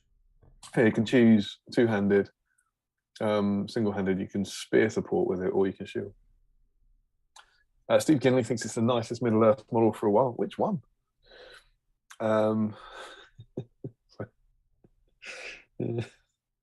Frederick Schultz said, I heard Palanquins in battle, and then adopts angry internet lunatic font are not realistic because they don't work well. There's one particular user out there has got a very strong bee in his bonnet about the fact that Palanquins wouldn't be a sensible way to transport yourself in a universe with talking dragons. Joe Holzman says, I was beginning to lean towards these things in my next army. This may have convinced me. Destrus definitely did not expect to want an Easterling army pre-Emperor. Isn't that amazing that single model can do that? Can say, do you know what? That's worth building an army around. It's as if they've had years of practice doing it. Yeah. I never thought I'd start an Easterling army side by side with a new Forge World model. I don't know. You make it fun. Nathan Bolton, not an Easterling player, but I was absolutely blown away by this. Can't wait to see some diorama using the kit. Yeah, that'd be cool. Frederick, I really like the model. Not an Easterling player, but maybe a future pure Black Dragon player. Richard Clammer says, is it 60 mil base, or do we think it's bigger? Well, Steve thinks it's 80, and I think it might be 100. Frederick Schultz says, Damien got hit by too much Sahara dust. Not sure when or why. Oh no, it's the nose blowing, because Larry Miller says arrived just in time for some nose blowing action. Frederick Schultz thinks the Emperor will be four or more attacks, +1 fight bubble, a banner effect, battlefield 1 and stand fast. That's confirmed, and made some other stuff. Frederick says he thinks it's 60 or 80, but some people are arguing it might be 100. I presume this is before our discussion. Richard thinks the deflecting thing could be like the Oaken Shield rule. That's true, it could be. Emma Marshall is in, very late joining, and I live with Tom, and even I don't know what a remote boat was. I was a bit disappointed to find out it didn't have wheels too. There you go. I'm with you, Emma. David McShear is super excited for the Emperor. Really glad I bought those made-to-order Easternings I didn't need, Wendy. Tom Marshall he had to rewind to explain to the wife why I was laughing like a musketeer. So now I'm 7 minutes behind. Also, I couldn't get my face into the selfie without breaking my neck, but the remote boat pick is up. Screw the wheels. I'm eyeing up a drone now. I have to save that for a treat for the end of the night when we go through the work fair. Richard Cameron, 3 teams of shooting and Legolas could kill him though, right? Yeah, presumably. I mean, he looks mightily exposed. But there must be a, I don't know, just whatever, even if you've got a clear shot to him, he's bound to have like a chariot rule, isn't he? Like a 4+ to hit him or a 5+ to hit him. There's bound to be a kind of in the way for the you know, when you shoot at the model, I reckon you'll have to randomize to see what you hit. Yeah. Hardina thinks every part of the model looks epic. Planquin reminds him of Xerxes from 3000, 3000, but more ferocious. No, he corrects it to 300. Yeah, 3000 would have been their odds would have significantly increased, wouldn't they? Paints on the 4-up says, I'm with Damien. I love it, but I don't need it, so I won't get it. Yeah, that's that I am. Andrew says, what do we think price-wise? So we got onto that. Matt says, I know bases. If I know basis, I think that says I said it's 100 mil one. There you go. And he does know basis, Steve. Matt Davies reckons that's 100 mil. It's a shame. What to see that at this level? See that the base man. Oh, he's jokes, is he? No, I'm with you, Matt. Mate. But then directly underneath, Cameron thinks it's an 80 mil, same as Stumpy. Larry Miller thinks it's a 25 mil, and he thinks the Easterlings are just very small. I can't not see that now. There's a wonderful. You used to watch Buffy? Not religiously. There's a great Halloween episode of that where the whole thing's about stopping this demon arriving, and they've got a picture of him in the book and all that, and it and they fail, and he appears, and he's like 3 inches tall, and so Buffy just stamps on him, and Giles says, "Oh, I should have read the caption." And she says, "What is it?" And he says, "Actual size." But yeah, I like that. That's just 25 mil waist. That's how to get you. It'd be cheaper though. Yeah. Andrew Pennington says, I think he means if they ain't carrying it. Yeah, God knows. I think, yeah, it's all happening now. I think Steve means you'll get the 6 who are carrying it, but not 6 separate dismounts. I love the fact that they don't have enough faith in us to work it out at the time, and that, you know, we would have just gone on disastrously. Generation Shift, thinking about the price compared to the Iron Hills Chariot, that's got 4 dwarfs, 6 goats, and the structure is smaller. I think Matt's saying I think Matt's saying it'll be more than the Iron Hills Chariot there. I think is his argument. Yeah, but you get a load of goats with that. You get a lot of goats with the Chariot as well. I think the Chariot's bigger than that. Look at the base. It's a big oval base for the Chariot, and it's full of Chariot and goats. Yeah, but it's not full of Chariot, is it? That's a trick. It just runs down the middle. Because there's a lot of. It's a bit like the Goblin King's throne. There's a lot of chair up there, you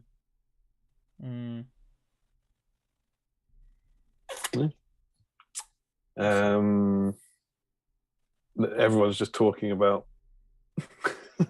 Everyone's just talking about. Dale Grove says great content. They're arguing over how much you agree.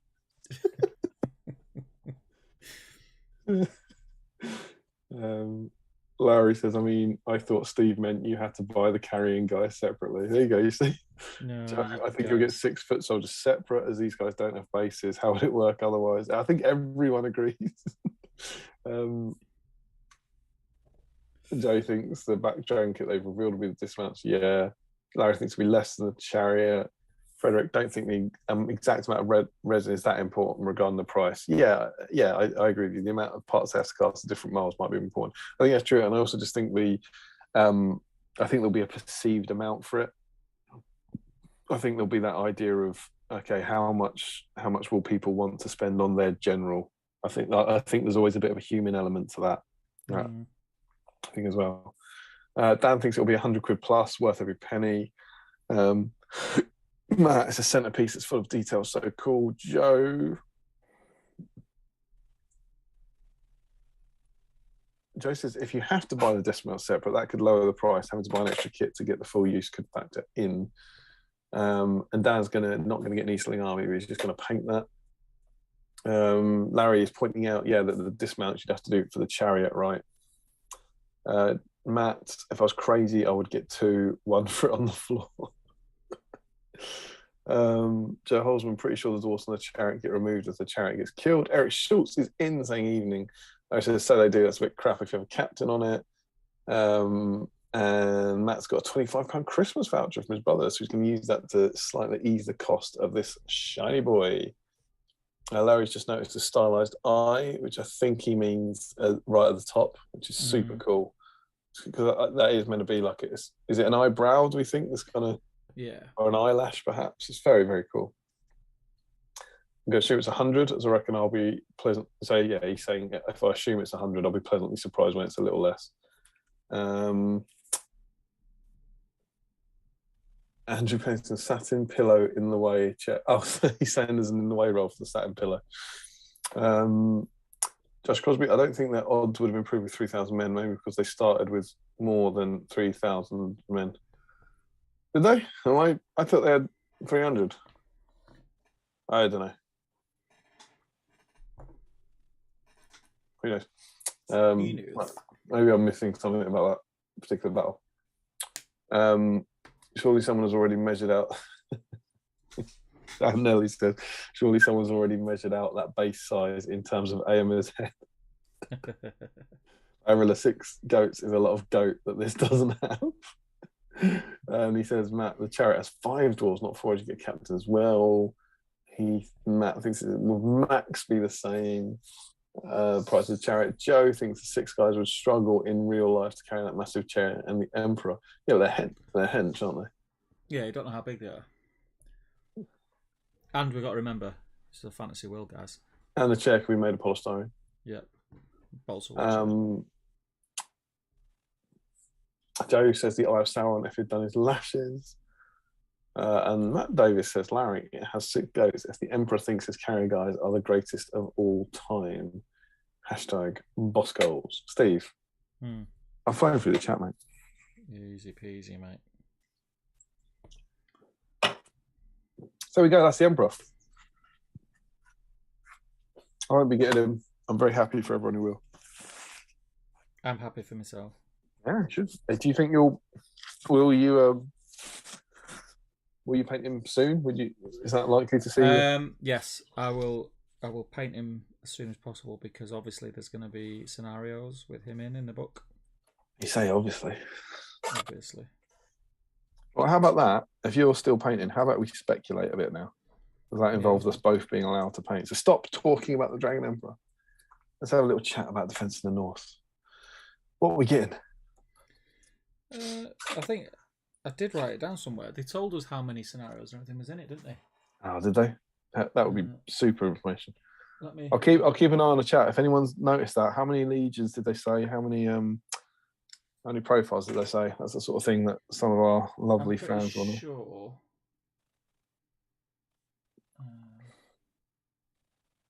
Better delete it now, huh?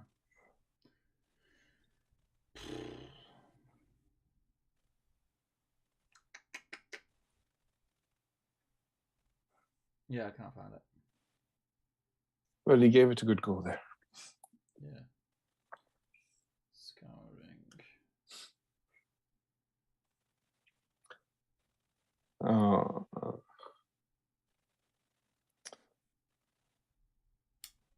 Yeah, I can't find it. There is a post. I did put a post out if anyone can dig it out. Whilst when they told us at the seminar how many of everything was at it, I think it was at Ardacon. No, Ardacon was just the title. It was just the book. It was just like the title. The confirmation. Wherever it was. It was Throne of Skulls. I did write everything down, but I can't remember now. It was that long ago. Did you do a video about it or something? No. I just put a post out.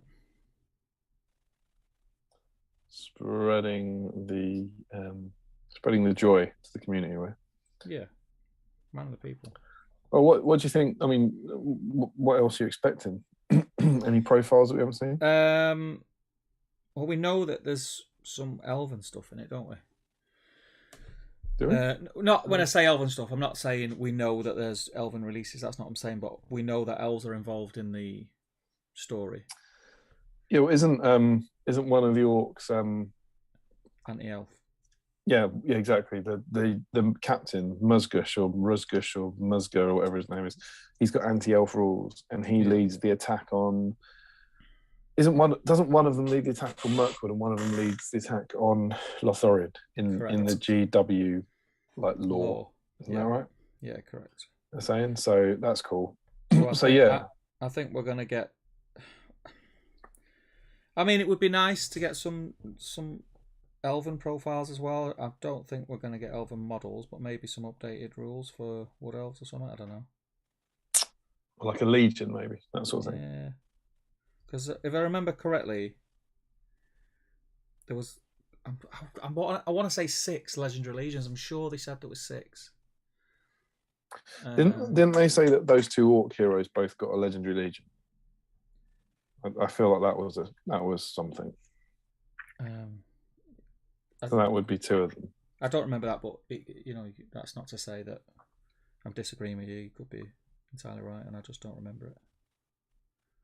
I thought they'd said that, and then you would presumably. What are the other? Let's say there's 6 then. What would the other ones be? So you can have a Dale one. Just Dale, you think? Like the new army of Dale would be one. I think you'll have a Dale one. You'll have an old school Erebor one with the old Dane and that in it. Do you not think they'll be the same one? Is it 2 legions as opposed to 1 legion with Dane and Brand and Bard? I assume that'd be 1 legion, like the defense of Erebor or something. Do you reckon? Well, it's just with them saying 6. We're kind of running out of options of what they could be, right? Oh, not necessarily. Do you reckon it's going to be 3 evil, 3? I don't know. Wasn't there some rules for the? I might be imagining it. It might have been in Fallen Necromancer. I can't remember. Was there any new rules for spiders or updated rules for spiders?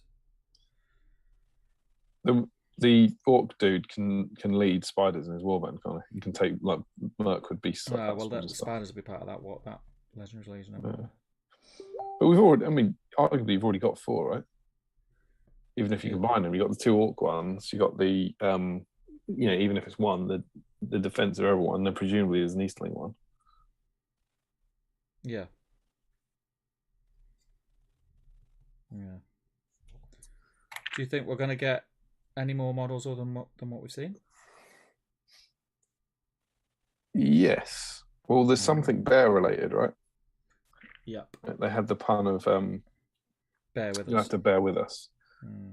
And you're kind of I don't know. It seems so kind of out there in a way, but that can only be Beornings, can't it? Yeah.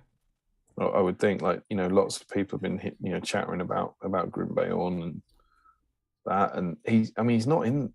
I don't think he fights at Erebor or anything. I don't think he's in any of those rules. So I think it's more just that they're looking at things around that area and looking at what else they could put into it. That'll be a legendary legion then, as well. What for Beornings? Yeah, it might just be an army list, right? I suppose I don't know how they're doing that, because they're not. If they do put Beornings in, they don't have an army list at the moment, do they? No. So just it's not like Dunland, where the Dunland stuff's already in the Isengard list, and then they made them into a legion. They'd have to create an army list. Yeah. First. So then, what else? So an army list would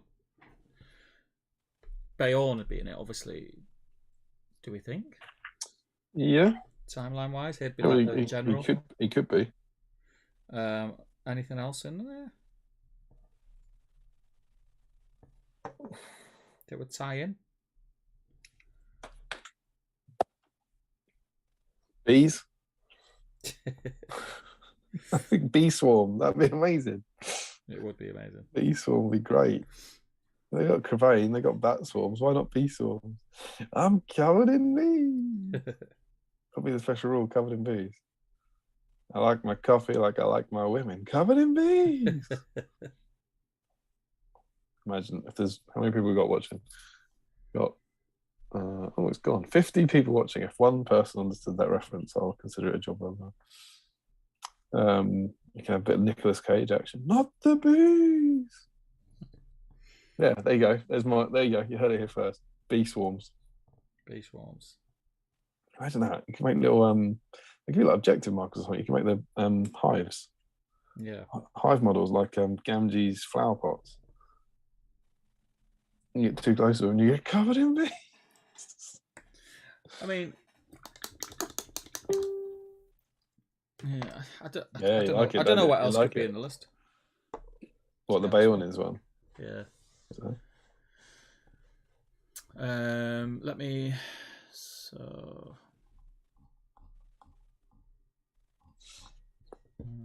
What about kind of scenario wise? Is it going to be they've said it's the whole Northern Theatre, so we're going to get quite a lot, I think, aren't we? We're going to get like, is it just going to be? Is that Erebor? Is that Erebor about one scenario, or is it going to be like kind of 4 scenarios breaking the whole thing down? It's definitely interesting. I mean, I'm really looking forward to seeing it. It feels like I'm waiting for it for forever. The thing is, the models have come out for it. The reason it feels like it's been so long isn't that it's been announced that long ago, but the models started coming out for ages ago. Yeah. Was it the Acolytes? Were they the first? Yeah, the Acolytes. Yeah. And then they seem to be that it's one of those sort of damned if they do, damned if they don't. They're like, we don't have this book coming out for ages, but we can give you these new models that will tide you over, and here are their rules. And people go, but it's been ages since we had the models. Well, yeah, I mean, the alternative is you don't get the models, and you have to wait exceptionally long for any new models and the new book.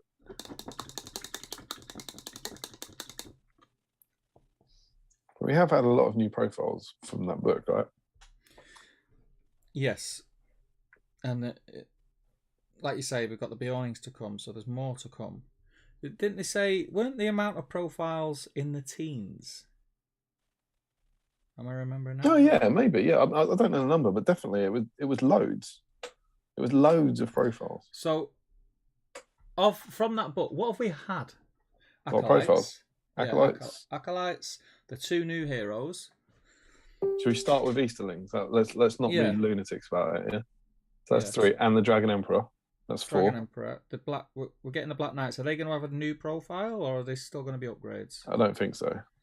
Not that I know of. I think they're just models for the first time for Black Dragons. Yeah. So that's it for Easterlings, right? So far, I think so. So then we've got the dwarves. So 2 new dwarf heroes. Yeah. That's 6. And then we got the Dale Knights. So 7. 2 new Dale heroes. 9. The 2 new orcs. 11. Did we count Beornings, or did we say we're starting with Easterlings? We haven't. We're just doing what was out so far. Oh, right, yeah. So that's 11. That would mean 11 have come out already. So there's still a couple that we don't know about yet. Yeah, potentially. Well, Beornings would be what, 2? This would be, if we're saying there's Beornings and Grimbael. Yeah. That might put us up to 13.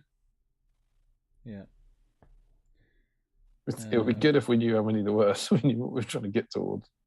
I want to say they told us, and I'm sure it was in the teens. Let's see if I'm not gonna catch up with the chat. I'm just gonna jump in. Oh, here you go. Joe Holzman says 112 pages, 22 scenarios. I thought you were going to say 112 profiles. 3 battle companies. That's cool. 16 profiles and 6 legendary legions. 16 I had it in my head it profiles. was 6. 16. And what are we up to? 13? We got to 13 if we include Grim Bayorn and Bayorning, which is obviously speculative. So there's a good chance there could be a couple of Elven profiles in there. Elven profile? Yeah, I suppose. Or like new named Elven heroes. Yeah. That could be cool. A lot of people crying out for some elves. From that era. Nick Gardner will be wetting himself. There's a lot of elf players wanting something. Yeah. We've done a lot since that new supplement. We've had a lot of love for a lot of the areas, but given how many different elven kingdoms there are, there's been very little for the elves. Yeah. So So I mean, there's the doors open for 3. Let's say we get a couple of elven. Maybe we should be asking you guys, unless we've missed any. What are those? If you agree with us about the Bayornings, what are the other 3? What are the other 3 profiles we're getting? Why should we have to do all the work? You tell her. Lazy. So lazy. They are lazy, aren't they? Oh, Stephen Damien, why don't you do it all? Honestly. Why don't you talk for 4 hours? Oh, you do it. You do it. We'll just paint and clear our backlogs. Yeah. Oh, it's Jill again. Why don't you do it? She's got a lot to say for herself, Jill. She does. It's very busy tonight. Make splashy face. Splashy pants. Oh, it's Jill. I don't want to talk about the profiles. You tell us. As ever, that isn't Jill. It's a man pretending to be Jill. A man pretending to be Jill, pretending to be a man, pretending to be Christopher. What was the impression Tom Harrison used to do on the long-running gag? I'm sure Larry would remember this. Was it Ian McKellen? Oh, I can't remember. It was like, can you do it in the style of Ian McKellen impersonating someone else impersonating Gandalf? I was like, oh, I've forgotten. Oh, the Palantir stopped. There was a time in my life when I knew every Palantir sketch in all the tongues of elves, men, and dwarves. Now they're gradually falling out of my head. So the 6 legions, we came up with 4 or 5, yeah? So two orc ones, an Eastling one, and then either a Dale and an Erebor one, or a Dale and Erebor one. I think they've got to be combined, because you've got the army of Dale, right? And you've got Erebor reclaimed. So what would make it? There's no point in having. It's like, I mean, I know they have. Literally have. I mean, they could have. Because there's no massive. I hope it's the same one. Isn't in fact one of their rules related to them being in the same army or something? I haven't used the new guys. I feel like didn't they have a didn't Dane and Brand, is it? I can never remember which one they are. Didn't they have a rule that was like, if you're in the same army? Now, granted, that could just be. But that wouldn't be in the profile. It was a legendary legion. No, but I was just wondering if there was something that implied that they were working together.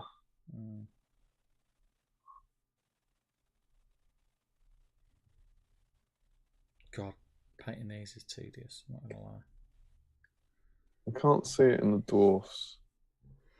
Is it just in the dwarf? Is it just in the daily guys?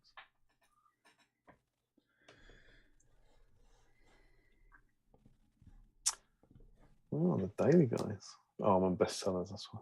Oh, apparently daily guys aren't selling well. Garrison of Dale.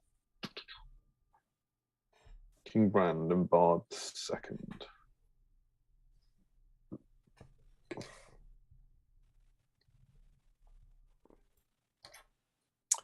Sure, there was something.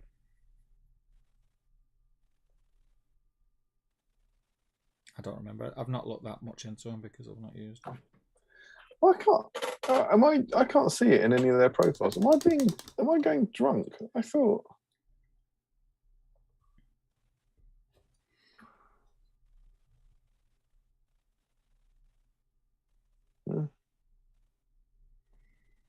I thought there was something about them being near each other or something. I don't know. God knows, mate. And so I haven't really used them. Maybe I just read someone suggesting that or something. But yeah, I don't know. I thought the appeal of that would be that you'd have it in a you know, like a combined list, so you could have them working together or something.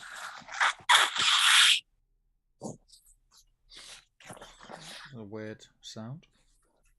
Sorry, I didn't mute. We're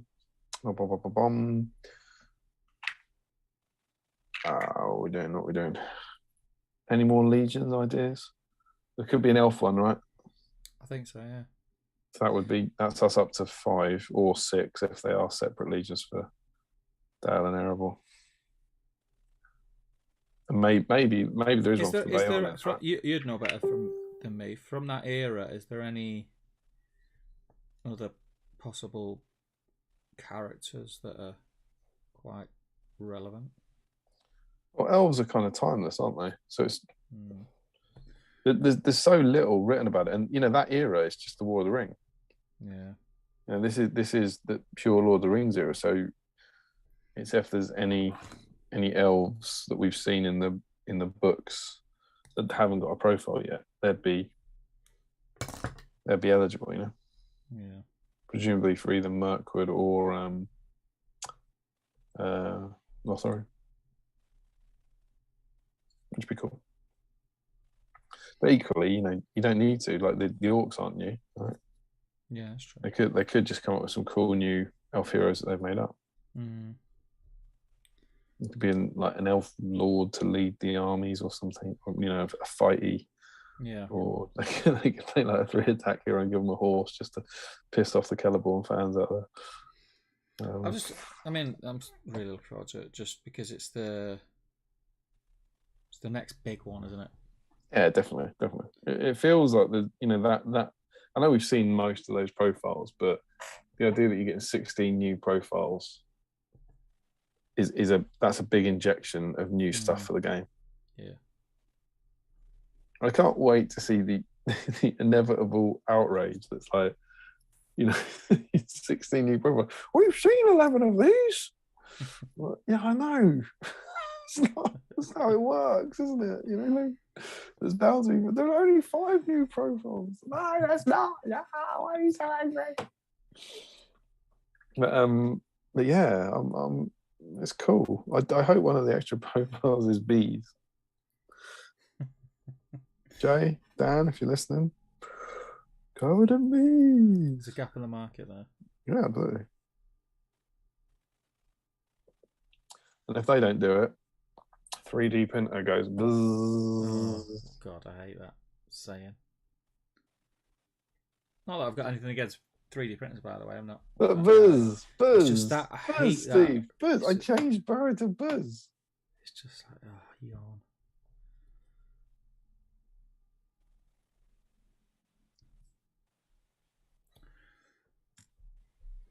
That's how much you can do.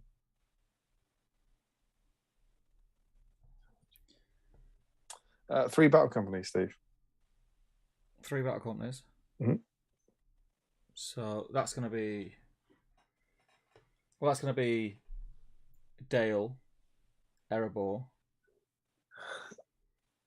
Yeah, because they're one. Are they one at the moment? Is it Dale and Erebor? Yeah, I feel like I've been annoyed at that before. Yeah, I wanted to do a Dale one. So yeah, I think you're right. A Dale one on its own. But there is an Iron Hills one, isn't there? There's an Iron Hills one, yeah. So it might not be Iron Hills. Because it's not Dale and Erebor anymore. It's Dale and Iron Hills. Yeah. So I reckon Dale on its own would be cool. An Easterling one, now that you've got the Sexy Boys. Sexy Boys.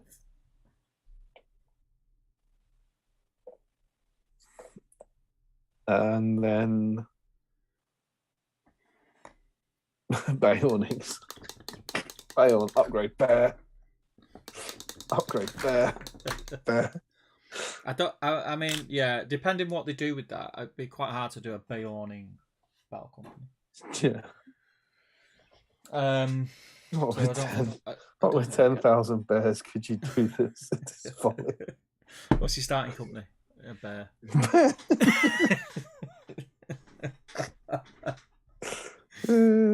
Yeah.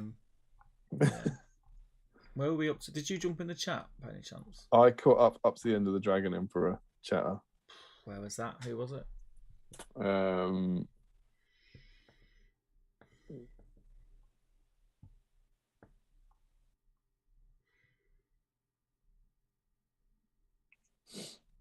It's Generation Shift saying #goats. And then Joe Holzman, I mean, we've all seen how buff the Acolytes are. They're only training to become the guys carrying the Palantir. Oh, yeah, Cameron says, bugger. Got it? Yeah. Yeah, Cameron says, bugger, I didn't think about the scenario plays. Looks like I might be buying one now. Hajinda says, do we think we will get Black Dragon Cataphracts?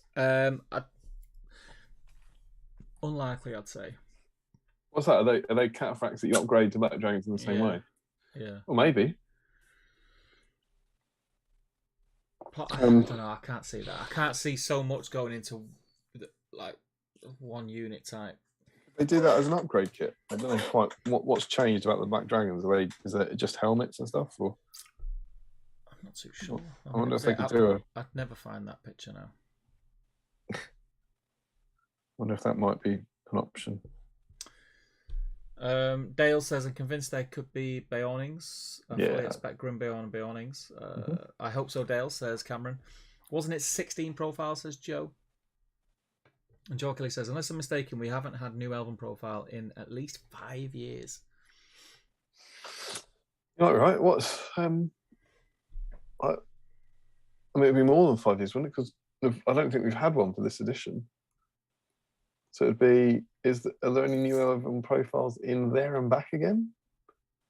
Was the Galadriel profile a new Galadriel profile? What, Lady Light? That was Battle of Five Armies.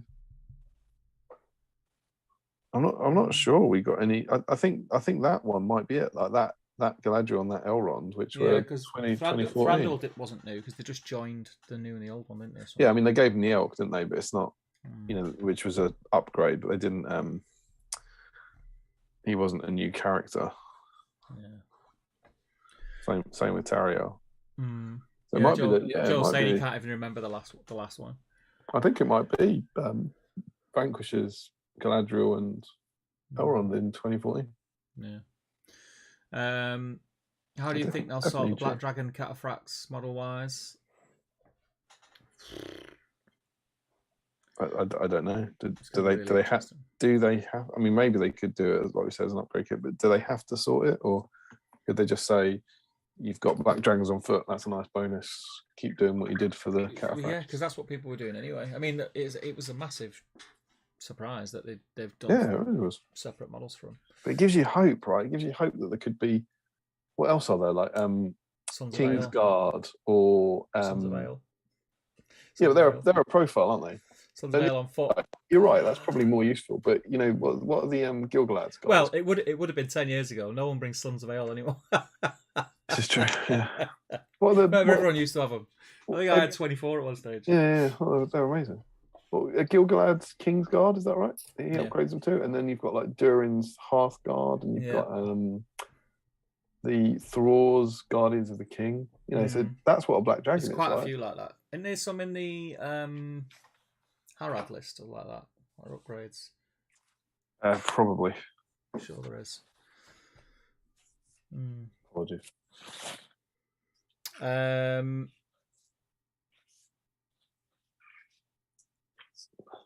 Where are we? Was it Thranduil and Elsa's Joe Kelly for the elf? Frederick says, excuse me. I'm expecting Rummel to get the Grishnak treatment and to replace with a 4-dual model set in a set with Orphan. They don't really do sets with just one mini, so there might be one new elf hero. Orphan, isn't it? Is it Orphan? I thought it was Orpha. I don't know, but that's... One of them's Thranduil's dad, and one of them's Haldir's brother. It'd work though, wouldn't it? And is Rumel not available? I don't know. I thought Orphin was Thranduil's dad.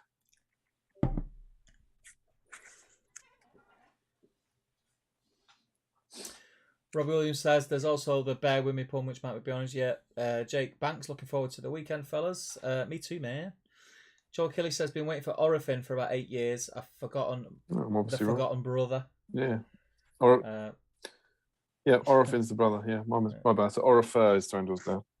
Larry says, I think it'll be Thorin's 4 bears. Hey. Frederick says, Bjornings as part of Radagast Alliance, maybe they will create 1 or 2 Woodman stroke Bjornings versus Mirkwood Beast stroke Orc scenarios. Oh, that'd be cool. Jolsman says, by my count, we've had 11 other profiles, 3 Dale, 2 Dwarves, 2 Easterlings. That's what we got. Emperor, Acolytes, 2 Orcs. Yeah, where's that clever Steve?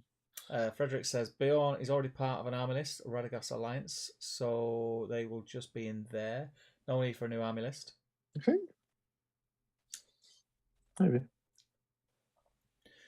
Joe says, so remaining 5. Grimbeorn, Beornins, Orifin, maybe a new Dwarf Warrior and a new Elf Warrior. I don't think we'll get a new Dwarf Warrior because we've had 2. He's saying, doesn't he mean like warrior as in warrior troop type? I don't know. Maybe. Does it have a lowercase W or a uppercase W? It has a lowercase. Not in, you know, that's I don't know if he cares about such things, but that would imply it was a troop type. Frederick says, yes, Beorn's animals would be great. Bees, dogs, sheep, whatever. Jill says, classic Izzard. Ashley Fisher. That's the bees reference. The reference, yeah.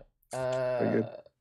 Ashley Fisher says, Mrs. Bad Crumble understood that reference. There's another one. Rob Lanesbury, job well done. Winky face. Agenda says, we could get more ponies as part of Beyond's list. Friends for Bill. That'd be cool.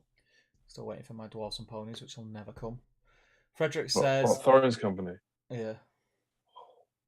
I don't think we'll ever go. No. It'd be rubbish, but... Yeah, that'd be terrible. That'd be beautiful. You'd buy them though, wouldn't you? Yeah. I love me some Thorin's company. Yeah. Frederick says, lol, beehives could work like the Spider Queen, spawning bees on the battlefield. Yeah. Sure. I wouldn't be. Larry says, all of these bee references are nothing about the greatest bee-related film of all time, question mark. Is that right? It's not said, it's just left us hanging there. What's the greatest bee-related film of all time? Isn't there a film just called Bees? Bee movie, isn't it? Bee movie, yeah. Jill says, sadly got to go to bed. We're looking forward to catching up on the rest tomorrow. Have a great weekend, everyone, especially those of you at Skyrim. Take care, Joe. Oh, now Jill's gone to bed. Jill can start sending lots of emails to her addressing it. I didn't go to bed after all. I really want those corsets, Steve.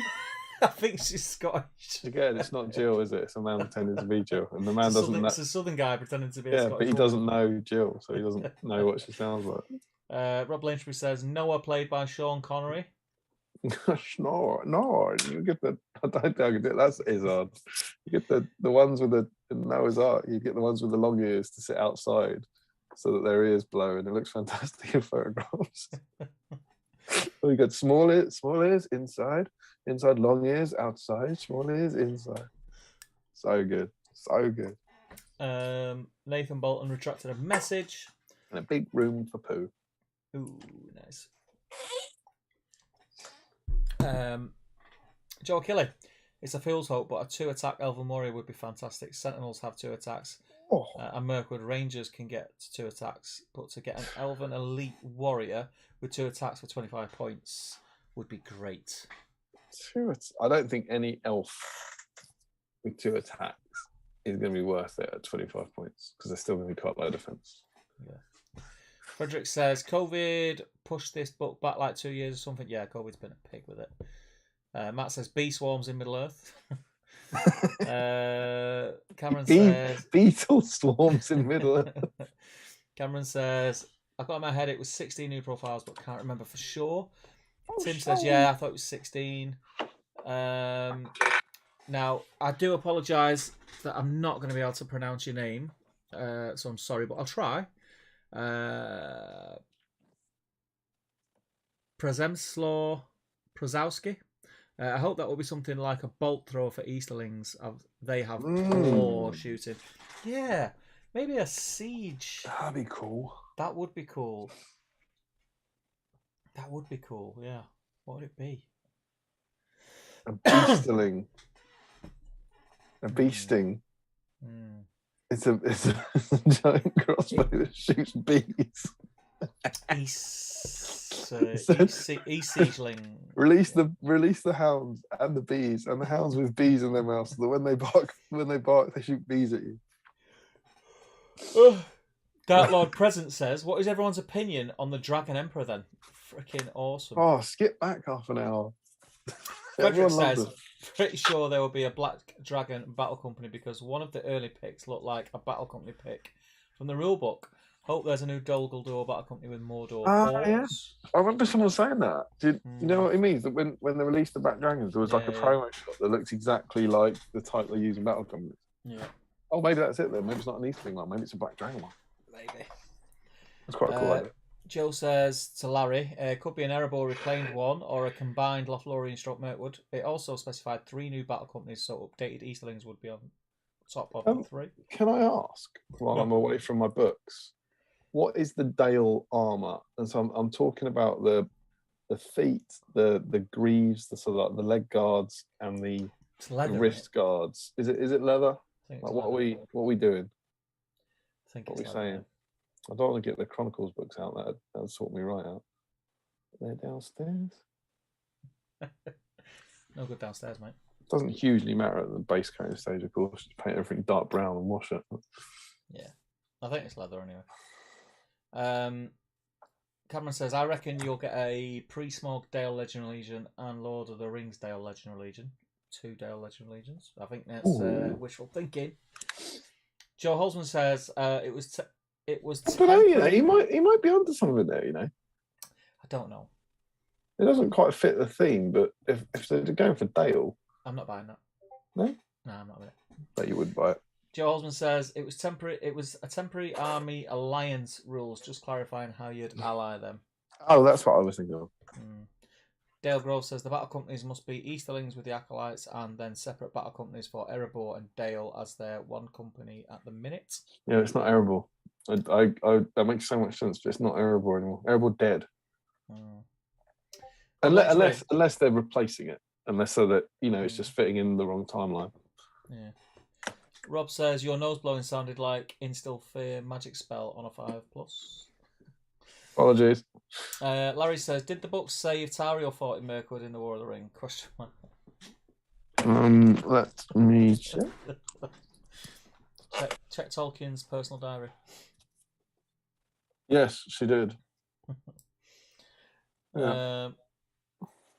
Cameron says, "I really want to clip that rant of Damien there with the 11 out of 16 profiles and then post it on every thread where someone complains."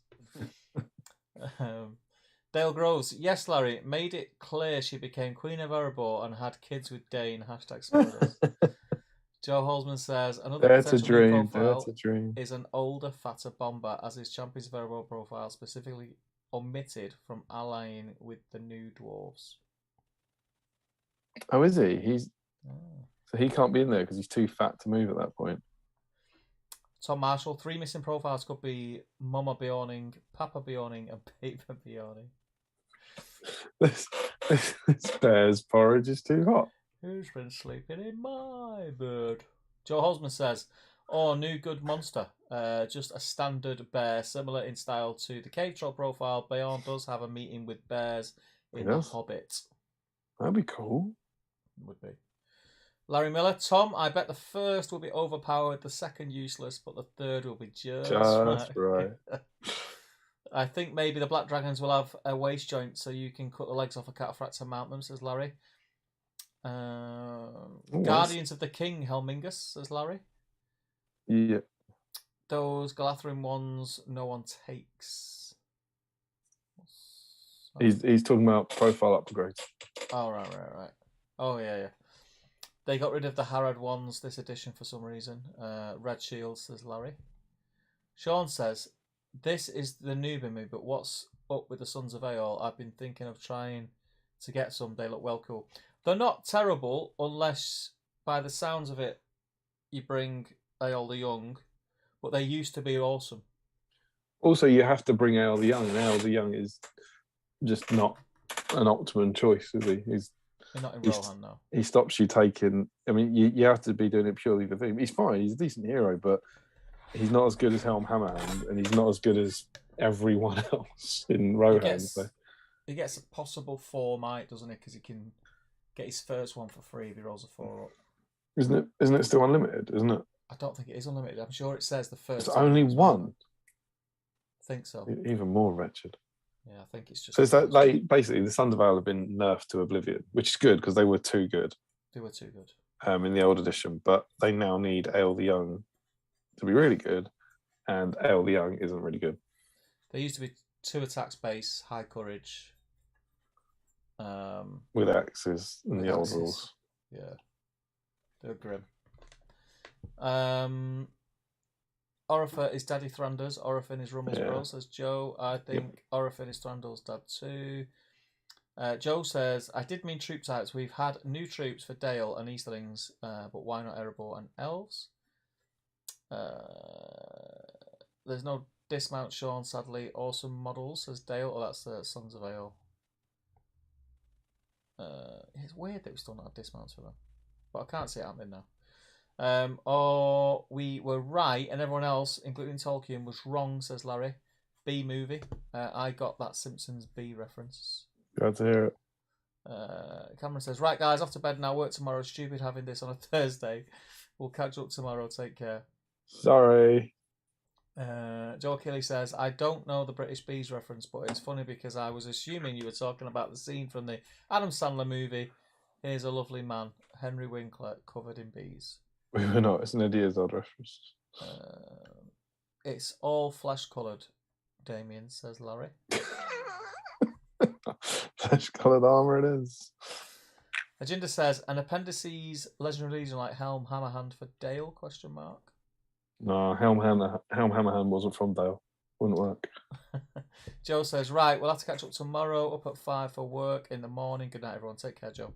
All these people get up for work on a Saturday morning. It's weird. Erebor would be pretty boring Battle Company, though, says Larry. Error boring.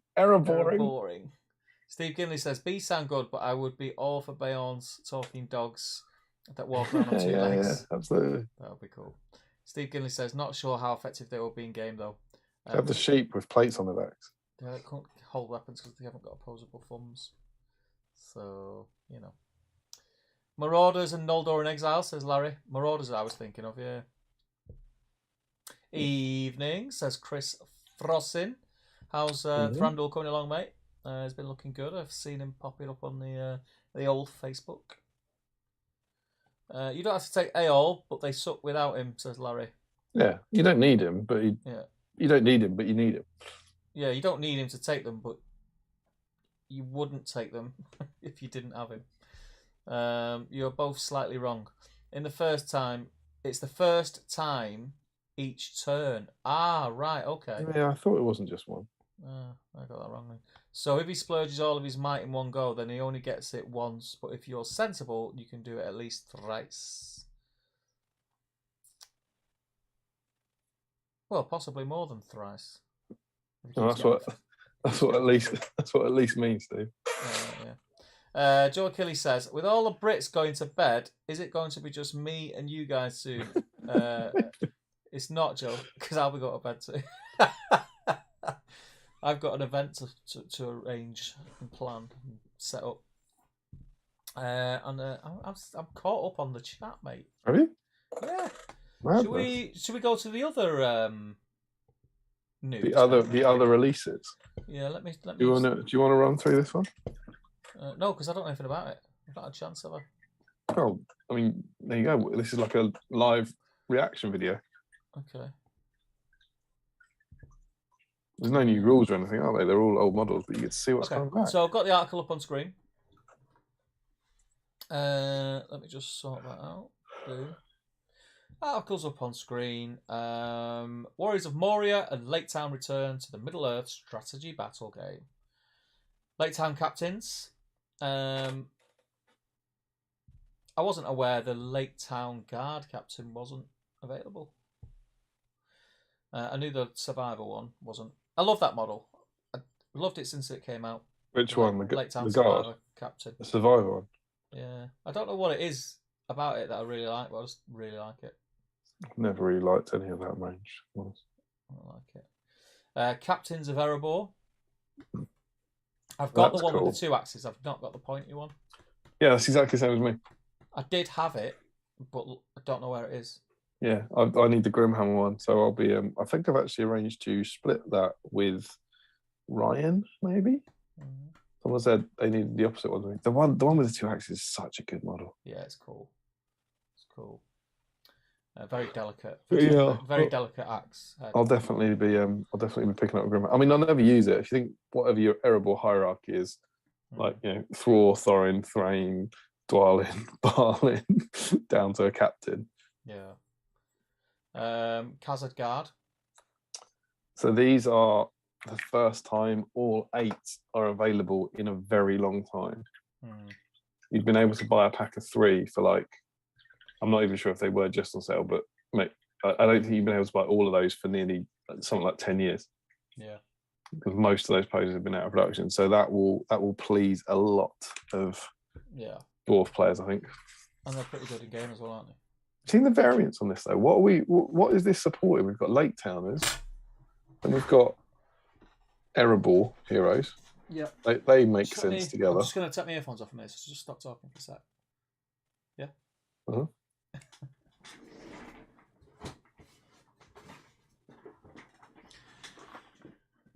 I'm saying that because, weirdly enough, as you know, sorting a lot of stuff out here in the man cave. And I found this box. Now, up in the attic space, I have a drawer with all my old dwarf stuff in, but I found this box. And I don't know where it's come from. That is my writing. But I don't know where it's come from. That's my writing. I don't recall this box. Now, in here, I've got Grimhammers, Erebor Dwarves, and a ton of Khazad Guard. Khazad Guard mixed in with Erebor? Yeah, it's crazy. What madness is this? Dwarf King. And is that not your... Scoundrel. Is that not your official dwarf box? No, I've got a box up in the attic space. It's got Rangers in it. The old King Dane. Weird. To celebrate the March the 13th stream, Steve is going to be giving that away. all you have to do is send Steve an email saying, "Hi, Jill. I want some dwarfs, please, Steve." That's not true. That's not true, people. This is not true. Don't send me emails with voice notes on it. Stephen. I will call the police. Still again. I will call the police. Painting all those Corsairs now. Could really do with a massive box of dwarfs from the attic space. So they are cool. They are cool. The Khazad Guard, they're nice models. But yeah, that's a big jump, isn't it? Hobbit era to Khazad Guard, something. Yeah. And then we've got Ashrak and Druzag, Goblin Shamans of Moria. Very sought after. Ashrak going for crazy money recently. I've agreed to split that one with Michael because I've got Druzag but not Ashrak. With who? Mike. Michael. He's got the bed, so I'll get away with it. Where that is. That's weird. And we're obviously seeing the classic thing where they're pairing these up to reduce the SKU count. Yeah. Oh no. Yeah, I'm just trying to find because I've literally got Ashrak around here somewhere, half painted on a painting handle. The state of my desk is a joke. It wouldn't be a stream without me looking for something that's in front of me somewhere, would it?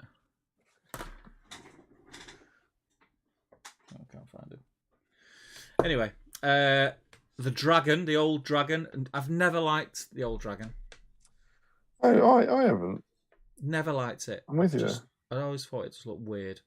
But again, a very popular model. People have been crying out for that for a long time. Yeah. Just never. I dislike that model. Durbos and Groblog. And were they not both available? I don't know. Couldn't tell. I think they've both been available. I think that one's just a repack. Right. Okay. And then Moria Black Shield Warband. 16 metal models. Are they definitely going to be metal? It could be a mistake. It wouldn't be the first time, would it? Because they were all fine cast. I think it would be the second time. Did the command go fine cast? Yeah, I think they did. Yeah, the command did go fine cast. Yeah, because I've got the command in fine cast and metal.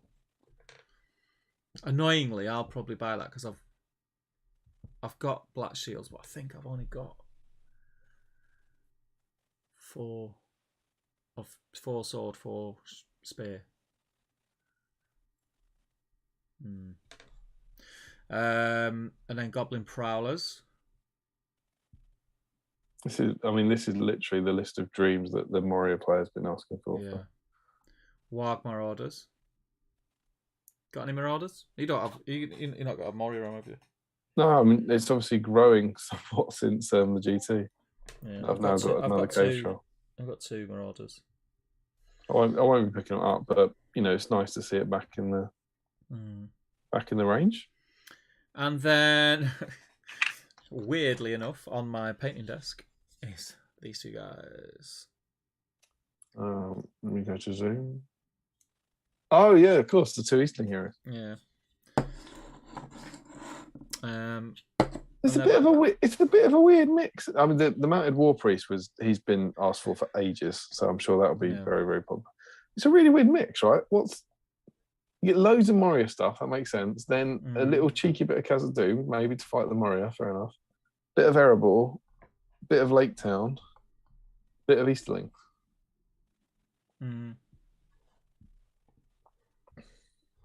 Yeah, and they're restocks, right? That's not made to order. No, they are permanent returns to range. What are we losing? They haven't said. Presumably something. Yeah. Unless they've got more warehouse space. Yeah, possibly. That'll be good. But it's a great list. Yeah. You mentioned the Black Shields. Will you be picking those up? Is that all you'll be picking up? I mean, it's one of them, isn't it? I don't really need them because I think I've got 4 of each. 4 with spear, 4 with shield in my Moria army, and I've just got the armored goblin made to order. I don't know why I got a shaman because I've got that shaman. I don't even remember putting it. And Black Shields aren't very good these days, so no. So I don't know. I might be tempted by the Black Shield. Everything else I've got anyway. So yeah, I mean, I'm swimming in Khazad-dûm at the moment. I'll be getting the 2 captain packs. I'll be getting the dwarfs and splitting one of those. Yeah, I'll probably get that because I need the other one. I need the Grimhammer captain, and then I'll be getting the shamans because I need Ashram. And that'll be it. So that's awesome for me because even the other models, as I said, I'll split them with someone. So I'll literally be getting 2 models tied to my backlog. Yeah. Yeah, it's a good restock. There's a lot of stuff in there that people have been asking for a long time. Yeah. So I think it'll be very Black Shield Shamans with Shatter is grim as well. Yeah, horrible spell. I played was it no, it was at the Throne of Skulls. I played a Mori list that had 3 of them. 3? And do you have any weapons left by the end of it? He just kept shattering my trolls. Like no clubs and all that malarkey. It was grim. It was grim. Yeah, so what do you guys think in the chat? Should we have a look? Yeah.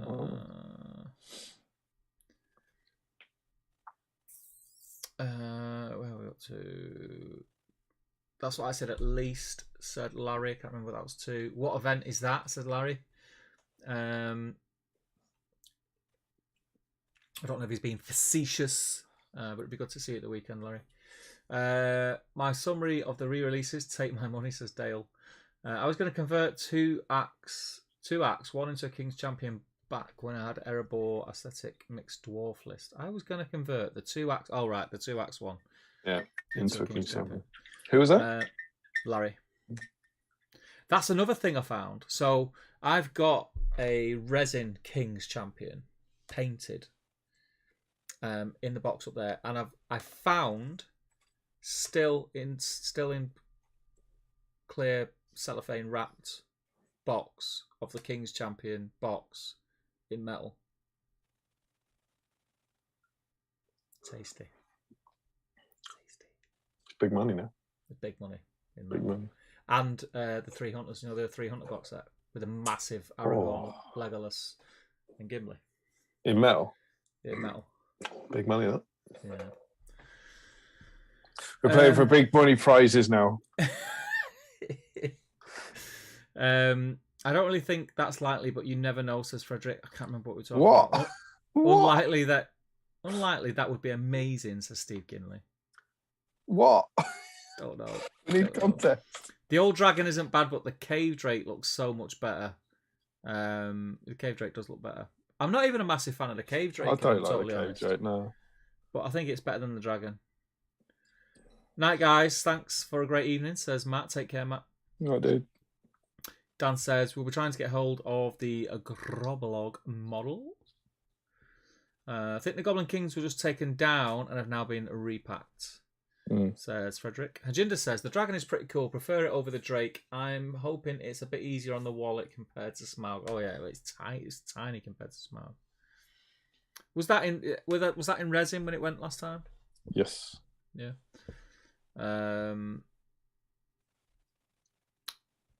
I would have got the Black Shields if they were resin. Odd that they'd swap them back now that metal is getting more expensive, says Larry. Recently picked up a mounted Dragon Knight, but having a second could be useful for some all-hero Easterling lists, says Larry. And he also says, a couple will presumably be replacing things like the Goblin Kings replacing Groblog and Khazards replacing Khazards. Michael Haskell says, there's quite a bit in the returning items I'd be tempted by. Go for it, Mike. He hasn't gone to bed. He's always telling lies, isn't he? He heard me calling Mike and come running back. Someone texted him. He's called you Mike again. Frederick says, kind of a weird mix, but there's also a theme to some of them. Repacking OOP things in new multi-packs that say space stroke barcodes, turning all these single hero sets into sets of 2. Might be part of their new approach to packing stroke selling the range. Same for the whole warband sets. I like whole warband sets. Yeah, it's annoying. It's annoying if you've already got the warband, is it? If you want to, it hasn't really happened to me yet, but it happened a bit on the Gundabads. Once actually, I was like, I want 3 more Gundabads. I don't want 12 more Gundabads. Yeah. But I it's one of those things. It's like, well, I'll deal with it because then we get a bigger range. Yeah. Larry says, a mounted Easterling's replacing the mounted Dragon Knight that was available a week or so ago when I ordered him before the price rise. Frederick says, we've seen that with Gundabad, Mirkwood, Dunland, etc. And Hajinder says, could these returns be hinting at what's to come next? Khazad Dum supplement. I think that's to do with Defence of the North, isn't it? Not the Khazad Dum. Khazad Dum. I don't think the dwarfs are involved. I mean, they could be. Yeah. I'm just thinking they might be. You might be able to field them in. Yeah, possibly. They might. Yeah, maybe you could upgrade some Iron Hills to Khazad Guard or something. I suppose. I'm not sure. I particularly believe that, but it's not madness. But it could be, given how out of sync everything is. It's not mad. It could be the next release. It could be that we're getting Moria Dwarfs next. Frederick says, lol, Steve, you missed my comment. Which one?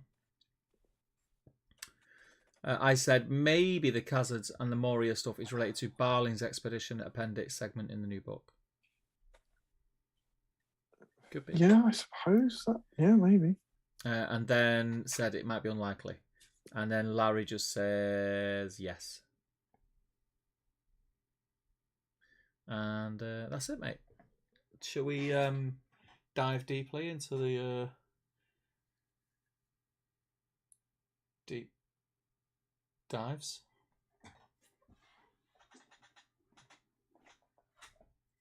I mean, you're still on mute, so... Yeah, I just realised.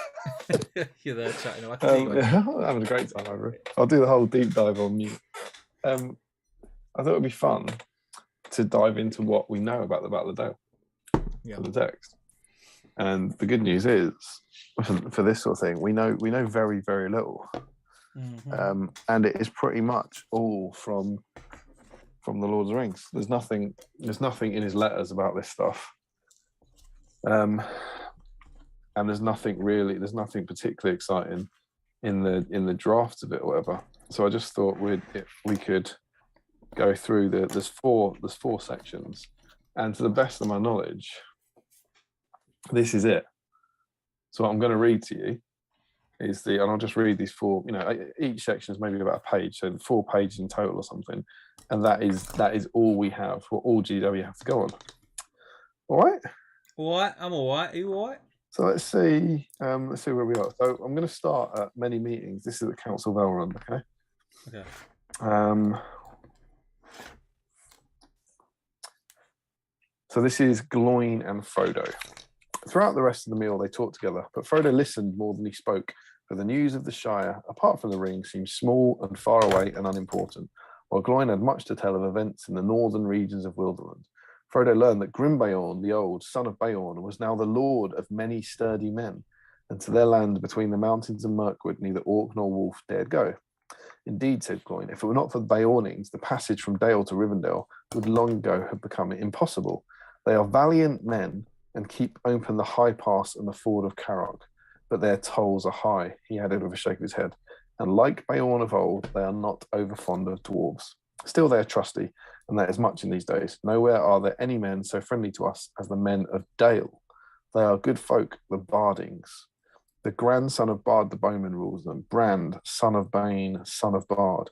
He is a strong king, and his realm now reaches far south and east of Esgaroth. And what of your people? Asked Frodo. There is much to tell, good and bad, said Gloin. Yeah, it is mostly good. We have so far been fortunate, though we do not escape the shadow of these times. If you really want to hear of us, I will tell you tidings gladly, but stop me when you are weary. Dwarves' tongues run on when speaking of their handiwork. And with that, Gloin embarked on a long account of the doings of the Dwarf Kingdom.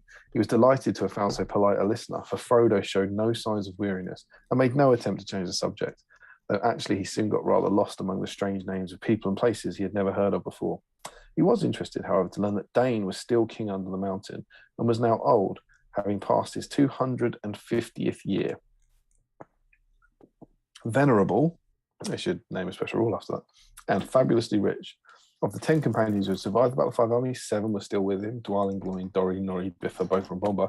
Bomber was now so fat that he could not move himself from his couch to his chair at table, and it took 6 young dwarfs to lift him. What's become of Balin, Ori, and Oin? Asked Frodo. A shadow passed over Gloin's voice. We do not know, he answered. It is largely on account of Balin that I've come to ask the advice of those that dwell in Rivendell, but tonight let us speak of merrier things. Gloin began then to talk of the works of his people, telling Frodo about the great labours in Dale and under the mountain. We've done well, he said, but in metalwork we cannot rival our fathers, many of whose secrets are lost. We make good armour and keen swords, but we cannot again make mail or blade to match those that were made before the dragon came. Only in mining and building have we surpassed the old days. You should see the waterways of Dale, Frodo, and the fountains and the pools. You should see the stone-paved roads of many colours, and the halls and cavernous streets under the earth, with arches carved like trees, and the terraces and towers upon the mountain sides. Then you would see we have not been idle. I will come and see them if ever I can, said Frodo. How surprised Bilbo would have been to see all the changes in the desolation of Smaug. There's a book pedant's quote. I think I was particularly surprised to see all of the changes in the desolation of Smaug. I don't remember Tariel, for example. Oh, that's cute. Gloin looked at Frodo and smiled. You were very fond of Bilbo, were you not? He asked. Yes, answered Frodo. I'd rather see him than all the towers and palaces in the world. So that's the first bit. Then later in the council, we get the cool bit where Gloin's talking about Lonely Mountain and Dane. It is now many years ago, said Gloin, that a shadow of disquiet fell upon our people. Oh no, that's just staying on it. Is that just the? That's about Balin wandering off. Balin goes off. Then here we go. Then about a year ago, a messenger came to Dane, but not from Moria, from Mordor, a horseman in the night who called Dane to his gate. The Lord Sauron the Great, so he said, wished for our friendship. Rings he would give for it, such as he gave of old. And he asked urgently concerning hobbits, of what kind they were and where they dwelt. For Sauron knows, said he, that one of these was known to you on a time. At this, we were greatly troubled, and we gave no answer. And then his fell voice was lowered, and he would have sweetened it if he could. As a small token only of your friendship, Sauron asked this. He said, you should find this thief, such was his word, and get from him, willing or no, a little ring, the least of rings, that once he stole. It is but a trifle that Sauron fancies, and an earnest of your goodwill. Find it, and 3 rings that the dwarf sires possessed of old shall be returned to you, and the realm of Moria shall be yours forever. Find only news of the thief, whether he still lives where, and you shall have great reward and lasting friendship from the Lord. Refuse, and things will not seem so well. Do you refuse? At that, his breath came like the hiss of snakes, and all who stood by shuddered. But Dane said, I say neither yea nor nay. I must consider this message and what it means under its fair cloak. Consider well, but not too long, said he. The time of my thought is my own to spend, answered Dane. For the present, said he, and rode into the darkness. Heavy have been the hearts of our chieftains since that night. We needed not the foul voice of the messenger to warn us that his words held both menace and deceit, for we knew already that the power that has re-entered Mordor has not changed, and ever it betrayed us of old. Twice the messenger has returned and gone unanswered. The third and last time, so he says, is soon to come before the ending of the year. And so I have been sent at last by Dane to warn Bilbo that he is sought by the enemy, and to learn, if maybe, why he desires this ring, this least of rings. Also, we crave the advice of Elrond, for the shadow grows and draws nearer. We discover that messengers have also come to King Brand in Dale, and that he is afraid. We fear that he may yield. Already war is gathering on his eastern borders. If we make no answer, the enemy will move men of his rule to assail King Brand, and Dane also. That's the prelude to war. And then you have this little funny old story about a ring. And then right at the end of that, in the appendices, we have at the end of Appendix B, which is the Tale of Years, we have this bit. So I'll do the stuff about the forest as well, because it looks like it will come into the book. Yeah. But this is then what we know. They've literally got a page. It's remarkable. After the fall of the Dark Tower and the passing of Sauron, the shadow was lifted from the hearts of all who opposed him, but fear and despair fell upon his servants and allies. 3 times Lorien had been assailed from Dol Guldur, but besides the valour of the elven people of that land, the power that dwelt there was too great for any to overcome, unless Sauron had come there himself. Though grievous harm was done to the fair woods on the borders, the assaults were driven back, and when the shadow passed, Celeborn came forth, not on a horse, and led the host of Lorien over Anduin in many bows. They took Dol Guldur, and Galadriel threw down its walls and laid bare its pits, and the forest was cleansed. In the north, also, there had been war. Is that when Thranduil lived there? I hope not. Imagine if Galadriel stormed into Thranduil's house and started wrecking it. Stop! It's too early. It's too early.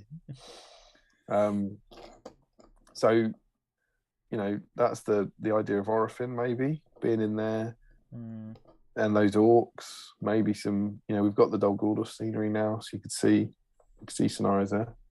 In the north, also, there had been war and evil. The realm of Thranduil was invaded, and there was long battle under the trees and great ruin of fire. In the end, Thranduil had the victory, and on the day of the new year of the elves, Celeborn and Thranduil met in the midst of the forest, and they renamed Mirkwood Erin Lasgallan, the Wood of Green Leaves. Thranduil took all the northern region as far as the mountains that rise in the forest for his realm, and Celeborn took all the southern wood below the Narrows and named it East Lorien. All the wild forest between. Oh, that's interesting. All the wide forest between was given to the Beornings and the Woodmen. Woodmen? Would that be another profile? Could be. Different to Beornings? But after the passing of Galadriel in a few years, Celeborn grew weary of this realm and went to Imladris to dwell with the sons of Elrond. In the Greenwood, the Sylvan Elves remained, untroubled, but in Lorien there lingered sadly only a few of its former people, and there's no longer light or song in Caras Galadhon. That's sad, isn't it? At the same time as the great armies besieged Minas Tirith, a host of the allies of Sauron that had long threatened the borders of King Brand crossed the river Carnan, and Brand was driven back to Dale. There he had the aid of the dwarves of Erebor, and there was great battle at the mountain's feet. It lasted 3 days, but in the end, both King Brand and King Dane Ironfoot were slain, and the Eastlings had the victory. But they could not take the gate, and many, both dwarves and men, took refuge in Erebor, and there withstood a siege. When news came of the great victories in the south, then Sauron's northern army was filled with dismay, and the besieged came forth and routed them. And the remnant fled into the east and troubled Dale no more. And then Bard II, Brand's son, became king in Dale, and Thorin III, Stonehelm, Dane's son, became king under the mountain.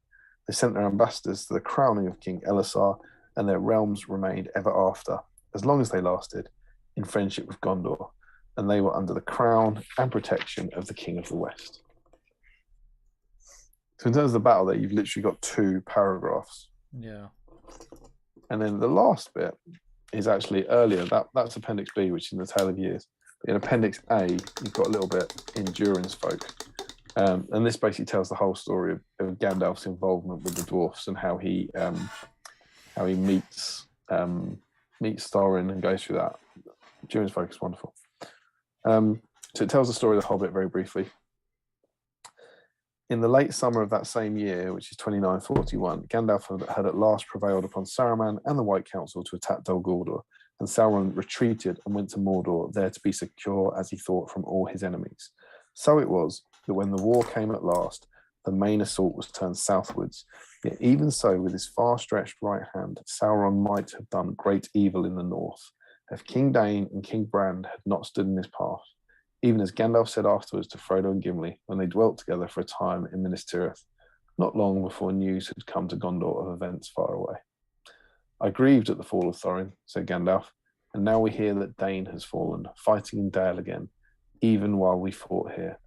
I should call that a heavy loss, if it was not a wonder, rather, that in his great age he could still wield his axe as mightily as they say that he did, standing over the body of King Brand before the gate of Erebor until the darkness fell.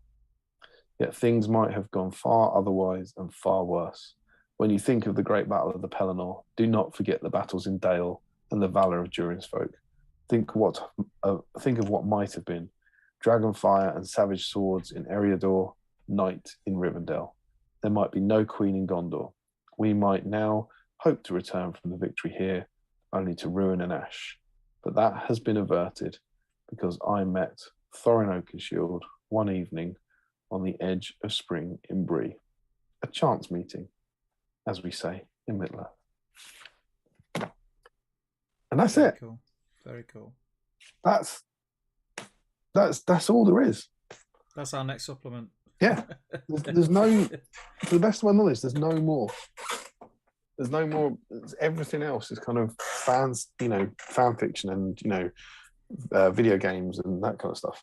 I don't think there's any more expensive than that. So there's going to be an awful lot of kind of fan fiction in this supplement. Even the fluff of writing a bunch of supplements of scenarios is going to have to be like, I imagine they will have had to almost engineer a whole battle plan for them, So there's a lot of flexibility there. Yeah, I mean, it could be a good thing, I think. It's something fresh. Absolutely. But yeah, so there's not a lot more there to. There's not an awful lot more to make you kind of speculate on. But the woodsman possibly. It makes a point of saying woodsmen are different to Beornings. Yeah. So maybe that's one of our missing profiles. I think we'll definitely get some scenarios of kind of Celeborn maybe fighting side by side with Thranduil, which could be cool. Sounds like the cleansing of Dol Guldur and all that. Yeah. They might be like fun scenarios to play. So we'll be getting you'll be getting a very different set of locations for your scenarios, because you'll have some set in Dale and Erebor, and then others set in the forest and others set in Dol Guldur and stuff. It's going to be quite good fun. How many did people say there was scenarios? I think they said 22. Yeah. Again, it's so hard to tell. Do you remember in There and Back Again? I think the Battle of Five Armies itself is something like 15 scenarios. Like the battle. And so it depends with this battle. They've really got complete freedom. You can see there's 2 scenarios. If you go at the biggest one, there's the idea that there could be a scenario of the Eastlings attacking and killing Dane and who is it? Is it Brand? I can't get my head around it. Killing the first king, and then the next scenario would be the young ones fighting back in the battle that they win. But then equally, you could very easily turn those battles into 4 scenarios each. Yeah. Well, like you say, they've got scope to do what they want with them, haven't they? But would they embellish something that's not got a lot of text? Well, they've done it for Fallen Necromancer. They've gone into that in, Fallen Necromancer's got more than that, in the various books. But a lot of the stuff, the very nature of like the idea of a spider queen, all those spider scenarios, they're pretty much whole GW inventions. Yeah. I believe, to the best of my knowledge, the Dragon Emperor is a GW invention. I'd be happy to be corrected on that, but I don't think he's in Tolkien. Actually, yeah, I'd agree. I don't think I've got the History of Middle Earth index here. I love this. If you want to know how, this is the nerdiest book in the world. This book is an index of the History of Middle Earth. That's all it is. The whole thing's just an index, the entire series. You're in nerdy heaven when one of your books is exclusively an index.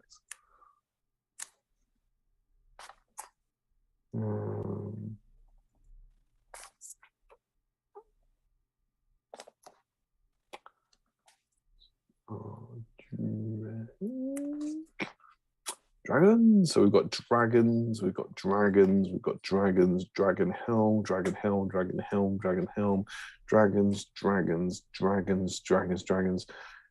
And that's it. No mention anywhere in the History of Middle Earth of the Dragon Emperor. So he's just an embellishment. Yeah, I think so. Good one, though.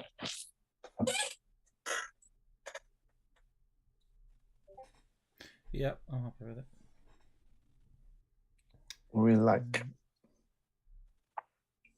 it a lot. Yeah. So what is is there a thing about that supplement you are most excited about? There's not. I'm just excited by it as a whole. I'm just really interested to see what exactly they do with it. Oh bollocks. Yeah, it's just new. It's just something fresh, isn't it? Just going to freshen up the game.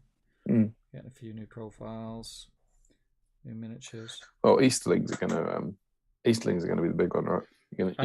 They've needed it, haven't they, for so long. Yeah, you're going to see a big influx of them. Yeah, because they've got a huge range of new models. They might not have a huge range of new profiles, but they've got 3 new heroes, the new Black Dragons and the Acolytes. That's a cool. If you're an Eastling player, that's pretty cool. Yeah. And your Eastling armies will look different now. The Acolytes look physically different to the other the normal warriors, and having the emperor there, it's not just going to be a case of having that same kind of armored Easterling again and again and again. Well, it's thinky as well. It's not just that they're going to look different. The armies are that much new stuff, and we think we're going to get like new rules, and with the profiles, especially with the emperor, they're going to play it entirely different. It's going to be almost like a new army, particularly with the bee shooter. Yeah, the bee shooter, that's the big one. That's gonna break them out. It's gonna mess people up. Beastlings. Can't wait to see what people do with the beastlings. How have you been? What have you been up to? I'm just trying to get this classic 20+11, and we haven't caught up. I've just been busy, mate. Work's still busy, and I'm obviously got scouring this weekend, so it's been a manic a few weeks. Like my inbox, not just my Facebook inbox, 2 email inboxes have just been stupid. And you know what? I'm gonna rant a little bit at people. Oh, here it comes! I'm gonna rant at people. You know when a TO organises an event. I'm aware of it. And he says, get your lists in for this date. Mm-hmm. Get your bloody lists in for that date. Because it's a nightmare. People have not done that. It holds everything up. Normally I like to have done the... because I'm using Longshanks now. I only send people the link to sign up to Longshanks for the event once I've received the list.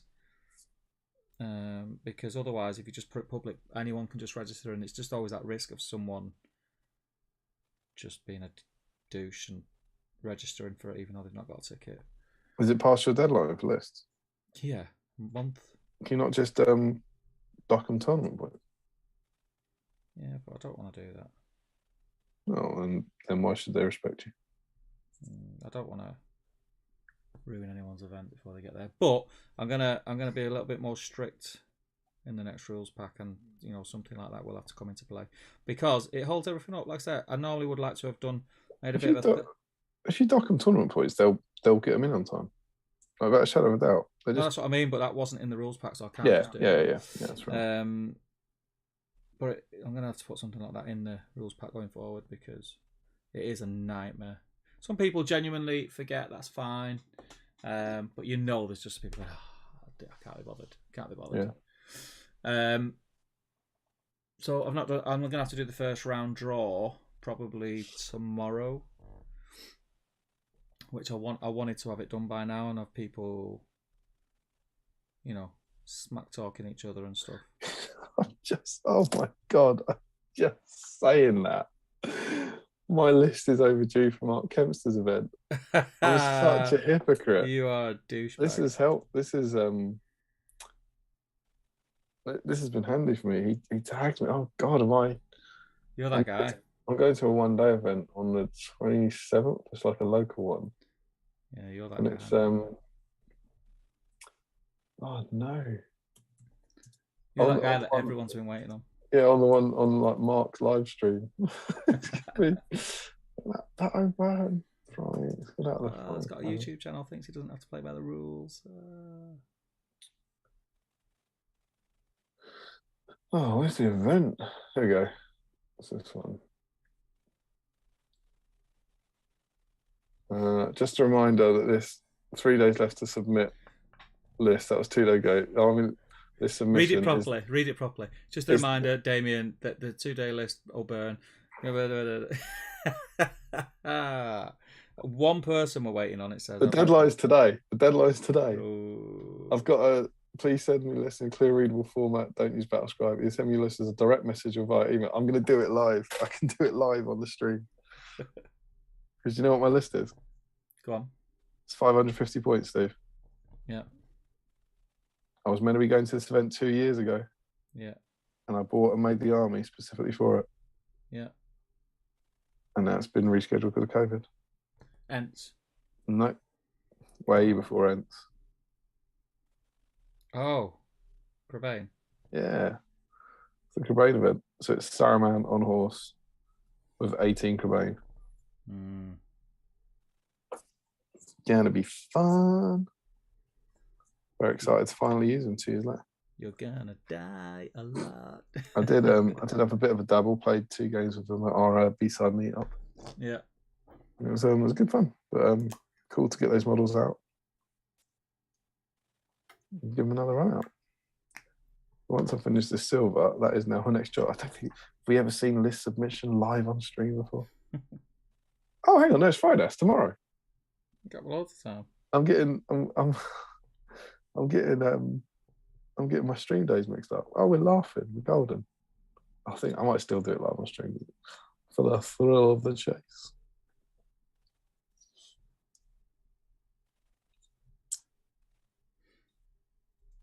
I am. Thanks for the reminder.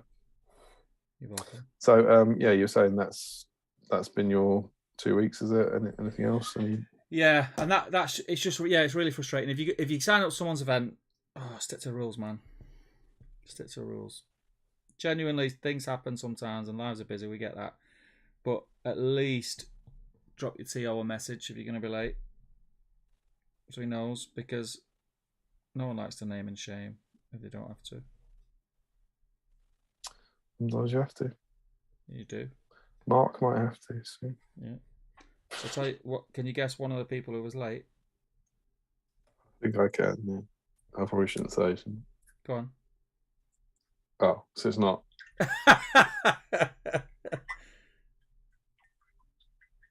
He likes rocks. Tom Harrison? Yeah. Is it really? Classic Harrison. Classic Harrison. Thing is, I know you won't be watching, so I can slag him off. He gives no shits for your event. Old Crow. Old boy Crow. Couldn't care less. Right, Mark. Here we go. He does say I can direct message him, so it's only a small little like one day, so I can't imagine getting hi Mark. It's happening live. Someone can help me with the numbers. Sorry for this is why people subscribe to our Patreon, to listen to people dictate their admin. For the delay. Please. Are you sorry though? Below. Any probs? Let me know. Okay, you ready? Yeah. Saruman on horse equals 190. 18 Crabane equals the rest. Was that 360? Don't know how much Crabane. I don't know. The rest. Is that right? Yeah, because 2 times 18 is 36, and then 20. 360. Send. Done, mate. Done. What an I like the way that you've done a live tutorial on how to submit a list. Yeah, I think I thought maybe it'll give some of those people out there a little bump. Mm.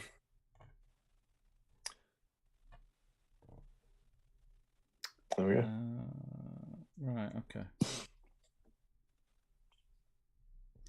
Right, that's me painting done for the night. It's 11:25. Right, I'm going to dive in the chat. Mm-hmm.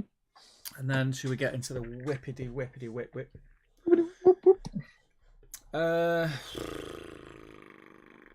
Doesn't it say at the bottom of the page or something like, get them while they're here before they're phased out for the next batch of releases? Yeah, but that's just... Who's saying that? Tom Marshall. Yeah, but that's just what they say for like all of their stuff that comes back now. That just means they're in the range for the foreseeable, but that they'll go at some point. Larry Miller says, could we be getting a sturdy man profile? What's a sturdy man profile? God knows, it's Larry in it. Woodman, is that like wood sturdy? Night, guys. Thanks as always. See you in the next one, says Rob Lainsbury. Take care, Rob. Are we going to get a bomber palanquin with 6 dwarfs, says Larry? Maybe it's the same palanquin. Maybe you can swap out the rider. Like both. Haskell says, bowing out shortly. Enjoyable as always, and looking forward to the weekend. Me too, man. But I thought you were going about an hour ago. Thanks, I'm Michael. sure he said about an hour ago he was going. Peter Taylor, I knew I liked Bomber the best. I feel like my life is emulating him at the moment, although I think he might have more money than me to pay to be carried around. Aaron Zerny says, good evening, guys. Late into this one after spending the evening with the other half before the weekend away. What we painting tonight? It's anything from the Battle of Dale. And yeah, weekend's going to be cool. Mr. Carl Daly's in, evening all, popping in on my break at work. I've not been working on anything Dale related as I've been finishing off my army for scouring at the weekend. Excited for beers Saturday night. Me too, man. Tom Turtle, very cool. Reminded of that day in Nazgul assassination scenario in the old Mordor book. The main Lord of the Rings narrative supplements are sweet, but really looking forward to have some of the homebrew GW lore in Defense of the North. Frederick says, don't see a problem with the supplement being fan fiction based on very little information. It will probably fit in quite well with the world and the stuff we have now. Do we think there might be new terrain coming up? Who knows? Maybe dwarven ruins or another kind of dwarven terrain that could also be used for Moria, and maybe even Azog's signal tower. I don't think we'll get Azog's signal tower now, but there could be a Dale house. Could be. That'd be cool. Some kind of elven terrain, says Frederick. Easterling terrain, Dale terrain. Don't think any of that is particularly likely, but maybe they'll do something. They managed to crank out a set for their filler book. But maybe that set was also for this book. Maybe. Because they've got the Dol Guldur stuff in there. Yeah. And they seem to be interested in making more terrain in general, probably because it might be interesting to new players who are into terrain building. Also because they have competition in this area. Someone was complaining about the made-up characters, but without them, almost all the evil factions would have no named characters, says Larry.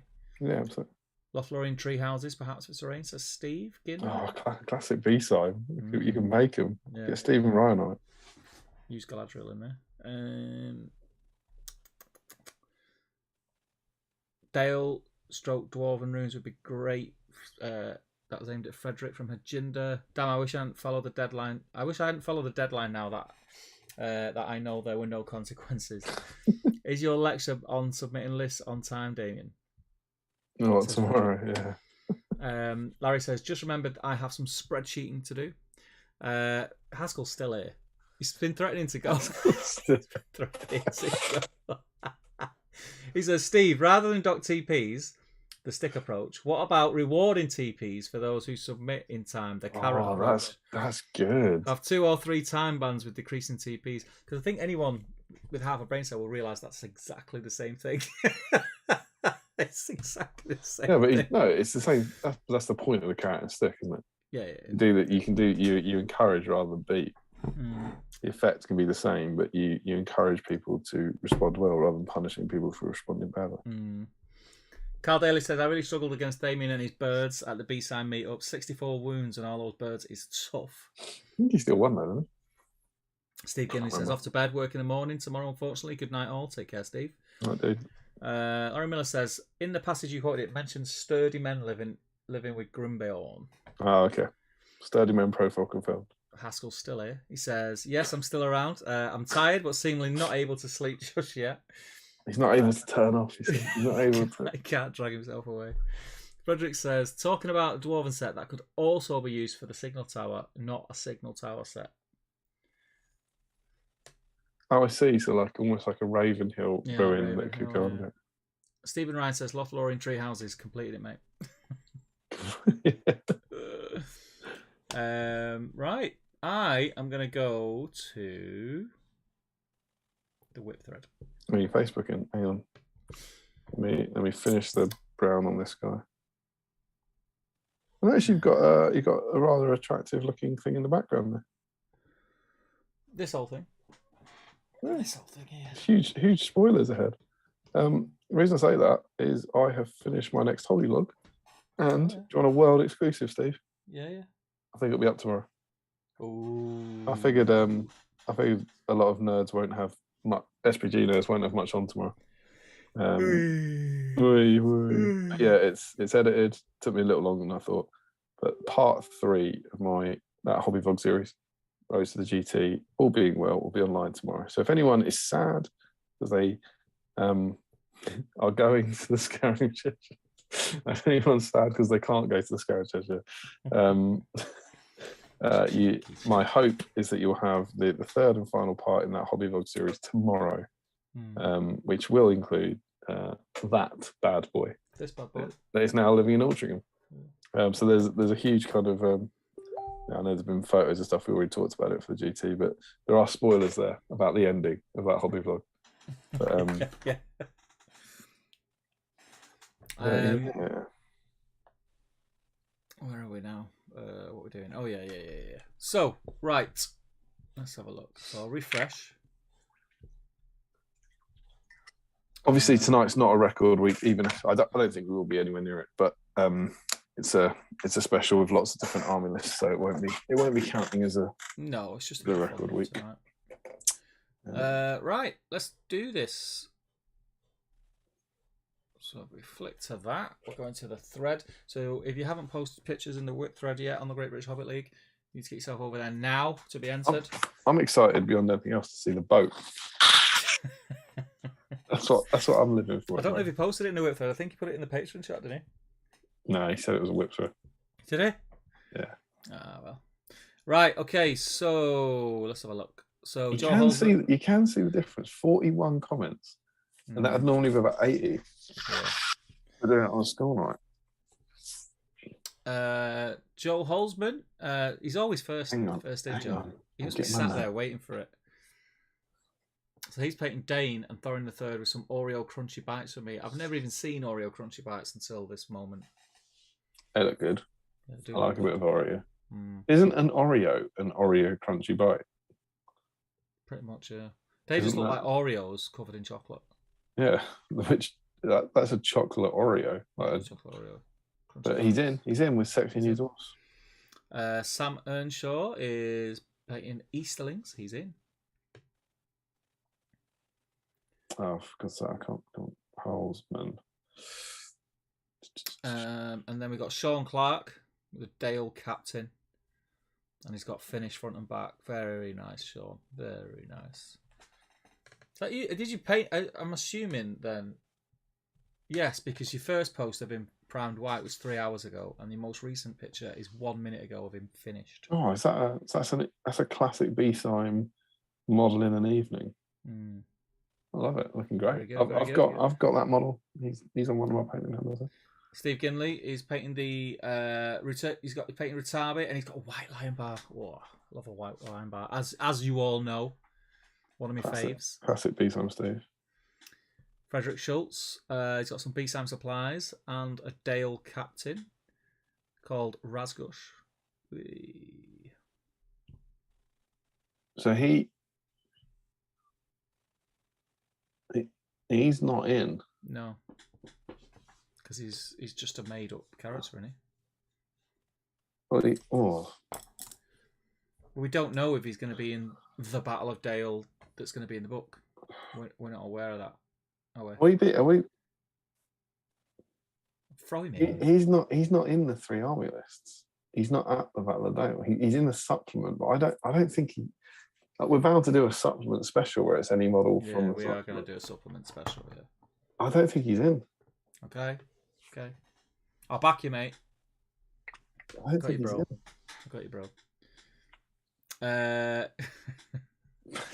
Nathan Talbot is painting Dales. Standard Talbot. Good stuff. Talbot. Morgan Morris, Kurdan for me tonight. Not on theme, but a nice model to get painted. Funnily enough, when I remember painting my Kurdan and enjoyed it thoroughly. Oh, I haven't done it. I've got him in a case somewhere. Looking very good, Morgan. Very good. Nice basing. Jens Elmos trying to finish off some of the new Dale stuff and cleaning the made to order captains, so he's in. Lovely. Harry Parkhill. Ooh, hopefully I'll be in later. Does using the new heroes in game count? No. It doesn't, Harry. You know the rules. Count. You act like you've never been here before, Harry. You know the rules. Are you looking at Harry's picture on screen? Yeah. What is that palisade doing at the back? What is that protecting? That might be where they go to the toilet mid battle. Who built this village? Do you know what I think that is? I think, what is he playing over there? Is that Gondor? It looks like a music festival that everyone's kicked the rest of the fence down. I think whoever's playing the Gondor army has got a horn blower and has deployed the scenery. You know what I mean? It's like, well, I'm just going to put this here and put my incredibly valuable model behind this. Yeah. Or a trebuchet directly behind. Shoot that.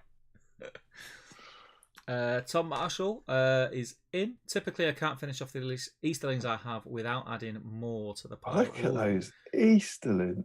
Nice so old metal command. Jealous. Marshall. Oh, hello. Look. That's not a boat. It's not a boat, is it? Oh, it is a boat. It is a boat. It's a boat, mate. We're all we can see. It's not a boat. It's not a boat. It's not a boat at all. That's just a wooden train. It's certainly not remote control.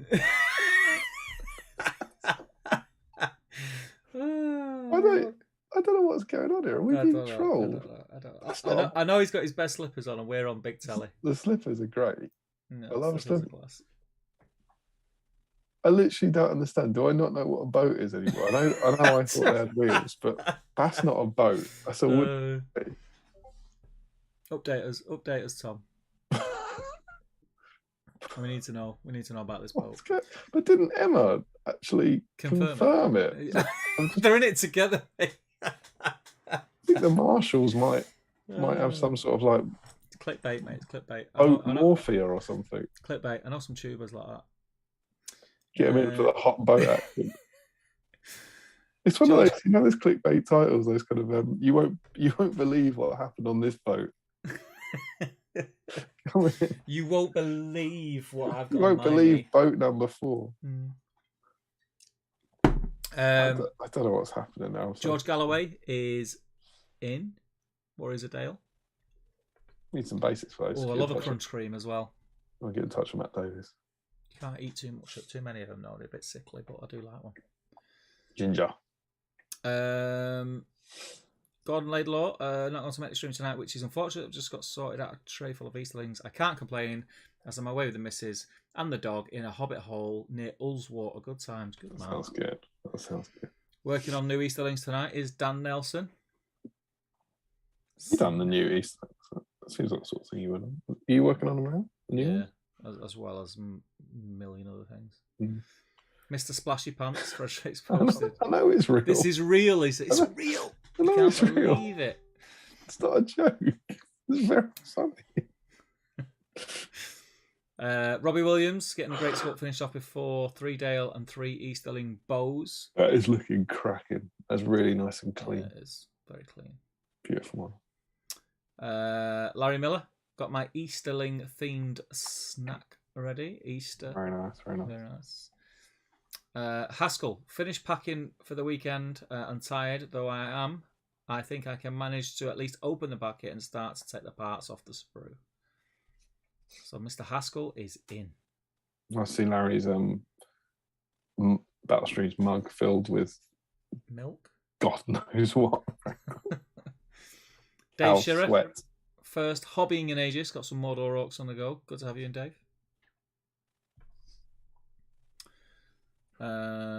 Hawk Jacobson, Old Dane, Warriors of Dale, espresso vodka, and a homemade cinnamon roll. Homemade cinnamon Hawk Jacobson roll. is living his best life. Yeah, I'm all over that. Hawk Jacobson, congratulations, sir. George Kaufman painting Treebird. He's got no models from the Battle of Dale, so he's doing more work on Treebird. Won't be right to get 2 black dice in a row anyway. Oh, your Treebird's looking beautiful, though. It is. That sounds very boastful, though. Sounds very boastful, that George. Don't want more to me this. Looks very much like he's following the Warhammer TV guide. Looking at that dark brown inside the arms, that looks like the Cygor brown bit, and those kind of leaves picked out in the bright green. Mm-hmm. See those contrast paints lurking in the background. I think that's the same guide we use. Yeah. Beautiful one. Beautiful. Sam Hoodie's at work. What's he called on YouTube? Teenage Dirtbag or something? It's the team spirit, but I like That's yours. the one. That's the one. That's the one. I like his little gif. Cameron is working. No, is that pile of potential going to be selling off? Oh yeah. It just means he built 20 Hunter Orcs as well, and a foot Radagast. None of that's useful. Lewis Cairns also painted, same miniature. Callum Moresman, not sure if this version of Gloin counts, but he was alive, and it's the closest model I own to the theme I have in my backlog. Oh yeah, it does. He's in Erebor Reclaimed. Oh no, he's not, is he? That's not Gloin Champion of Erebor. No, it's Company Gloin. Oh, that's an admirable effort, but we're going to have to enforce the rules. That's a no. We're going to have to take all the fun out of it. Is that? Are we? Is that a no? It's a different. What do you think? Gloin is in an army. Well, in that era, my argument would be in that era, he wouldn't only wear his armour. He might just be nipping to the shop. You know what I mean? He might just have his casuals on. He might go to the football match. We do normally allow kind of any version of a hero, don't we? Yeah, let him in. Yeah, let him in. Yeah, stick Callum in. Oh, Larry Miller. Larry Miller's just popped up saying, "I think you've lost sound." Talk. Oh, yeah, I'm talking. No, we haven't. I'm just looking. Maybe we just didn't say anything. Larry said, "Did they fix the sound? I can't hear them." Is there a bit in here about? I think there'd be more people. Well, there's still 31 watching. Yeah, I think there'd be more people saying, "Can someone?" Can't hear you. We're just looking at the live chat now. Can someone just drop a comment in to say that you can still hear us? I think they can still hear us. And see if it's just Larry. Yeah, Harjinder Singh says I can hear them. Yeah, sorry, Larry. Looks like it's just you. Sound is there. Yeah, we're fine. Callum's also finishing off his Yoga Thrandle. It's looking cool, man. Nice. Sorry, we're saying Callum Moresman's in, right? Yeah. Tim Garlick, opportunity to paint a leader for my Knights. That's looking good, Tim. Oh, lovely model. Of course, you just see why people freak out about them. Look at all the details around the belt. It's just unnecessary tat, isn't it?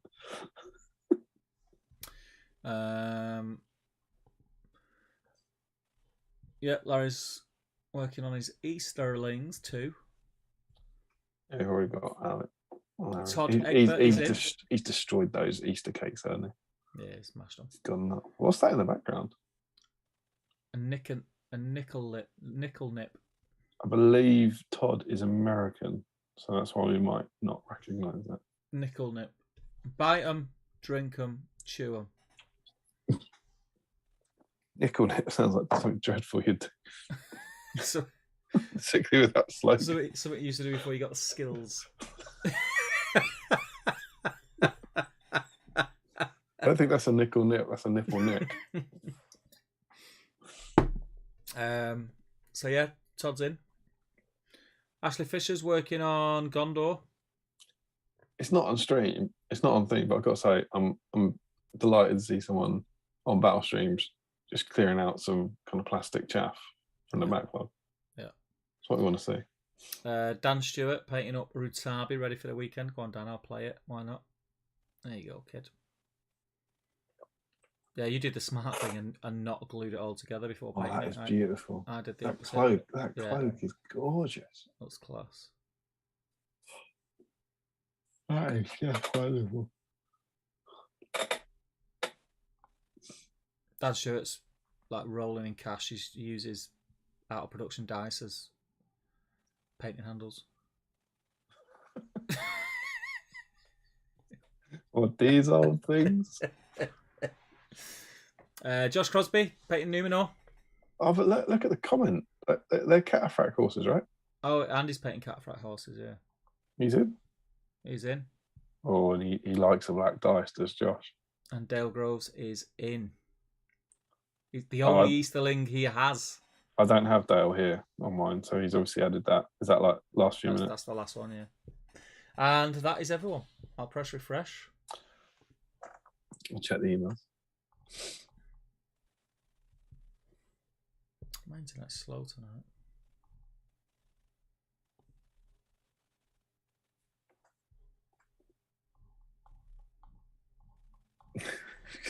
we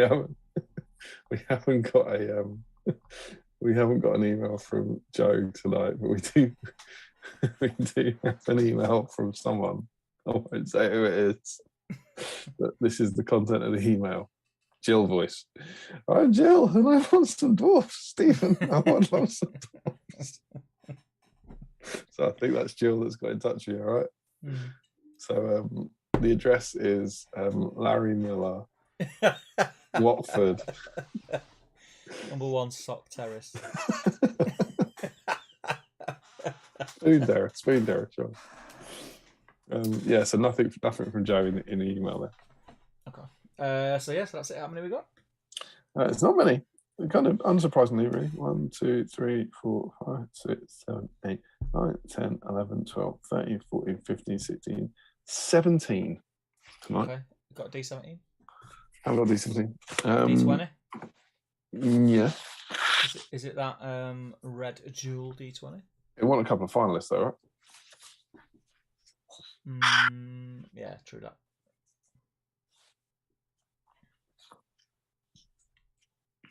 Jill Miller. I'm just seeing Dale Groves comment. Jill Miller email. So, did I say 17? Yeah. So, we need a. Well, while you're looking for a dice, I'll go through these few comments.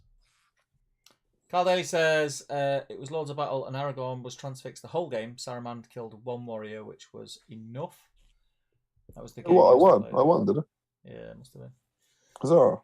Peter Taylor says, no work here tomorrow for the Irish government has given us a cheeky second bank holiday. It's all right. Oh, congratulations. Larry says, I think I still need to watch parts 1 and 2. That's the Hobbit vlog. Frederick. just laughing at Larry being facetious even more than he was facetious earlier. I didn't expect to be in, says Frederick. Oh, okay. That's good. That was him in New York. That's the Palisade equivalent to having like a dado rail that just stops out of rail. Oh, it's on tonight, isn't it? Oh, good. That is cracking shot of the dado rail. Refresh the book face. What's that? Milk, says Larry. I forgot I was going away for a few days, so I need to drink more milk than I normally do so it doesn't go off. Screaming milk. Milk.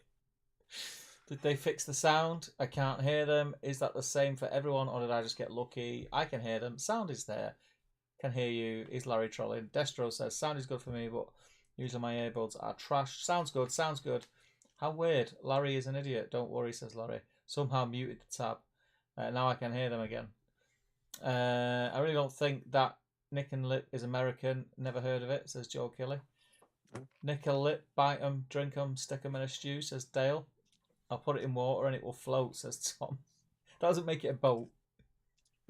Is he not remotely addressed the fact that he's not got a boat? He's just said if he put it in water, it would float.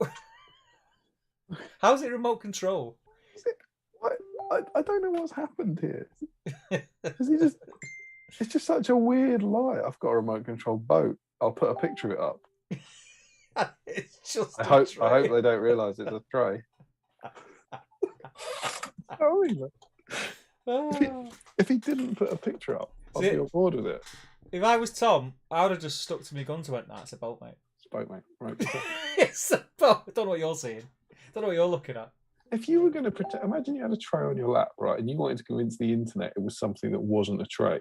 Yeah. Would you go for a remote control boat? Wheeled or not? I think you've got to go for something else, haven't you? Yeah. I just don't know. Crazy talk. Right, let's do this, man. Right, I've got in handy news. I've got a D9. It's actually a D10, but it's got a 0 on, so we can ignore the 0. Yeah. So we'll have 2 finalists, yeah. Yeah. And then I've got our a D3 won't help. We'll have to. How are we gonna? We normally have 3 finalists. We'll have to use the black dice. We'll use the black dice to pick the finalists. Okay. So, did I say 17? Something like that. Let's give the advantage to the second group this time, because we always give the advantage to the first group, I believe. Do we? I don't know. So that's 1, 2, 3, 4, 5, 6, 7, 8, 9. So we're going 1 to 9. Yep. Joe Holzman, Sam Earnshaw, Sean Clark, Steve Ginley, Jens Elmo, Tom Marshall, George Galloway, Dan Nelson, Larry Miller. Yep.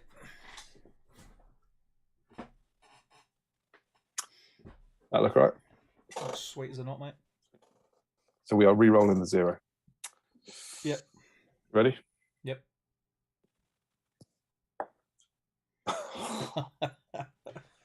You couldn't so you write get 3 it. in a row. So you get 3 in a row. Couldn't write it. I see battle streams. Here we go. Here we go. Are we ready? Yep. Mate. 3 in a row suddenly seems quite doable. Okay, here we go. Can you feel it? Can you feel it? What do you reckon? Are we getting it? Are we getting it? I'm not going to jinx it. It's a 6. It's a 6. So as we come down, we have 1, 2, 3, 4, 5, 6. That's Tom Marshall. Tom Marshall. Boaty McBoatface is in the final.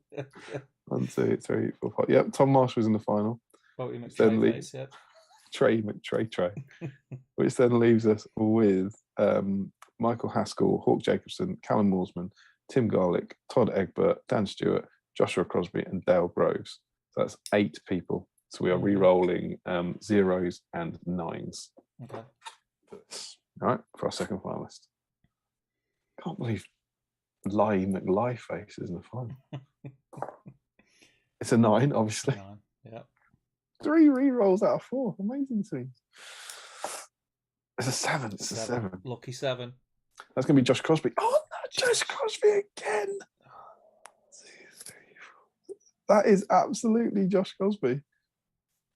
Josh Crosby, who already has 3 black dice. I think he loves them. But in the final, it's Tom Marshall and his boat of lies against Josh Crosby and his boat of dice. So we are going to use the first to 3. Oh, first to 3. Yeah, first to 3. Okay. We're going to use the black dice, which traditionally does favour the 1 to 3. Okay. Which is Tom Marshall. So Tom Marshall has the advantage in that these dice are toilet. Yeah. But Josh Crosby has the advantage in that he always wins the dice. Okay. So, are we ready? I'm ready. First to 3. So 1 to 3, Tom Marshall. 4 to 6, Josh Crosby. Yep. Very much against the run of play. Josh Crosby has taken a 1-0 lead. That dice bag's getting heavy.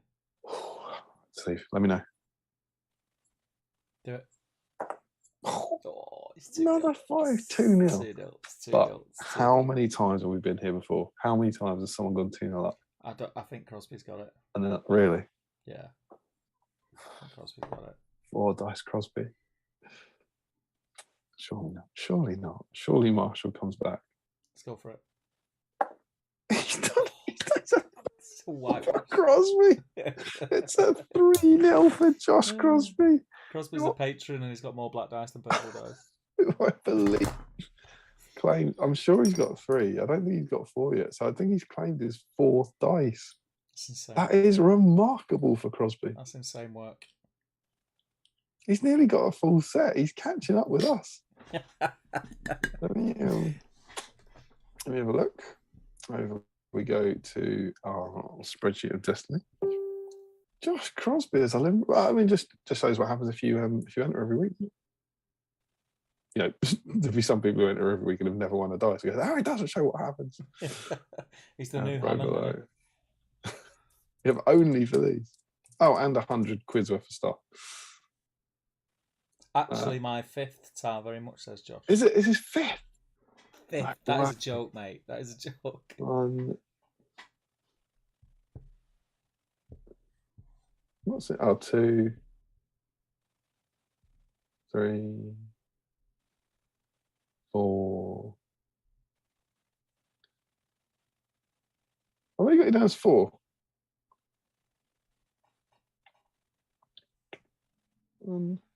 Is that 4 that he's got? So this will be his fifth. No, including that one. 3. All right.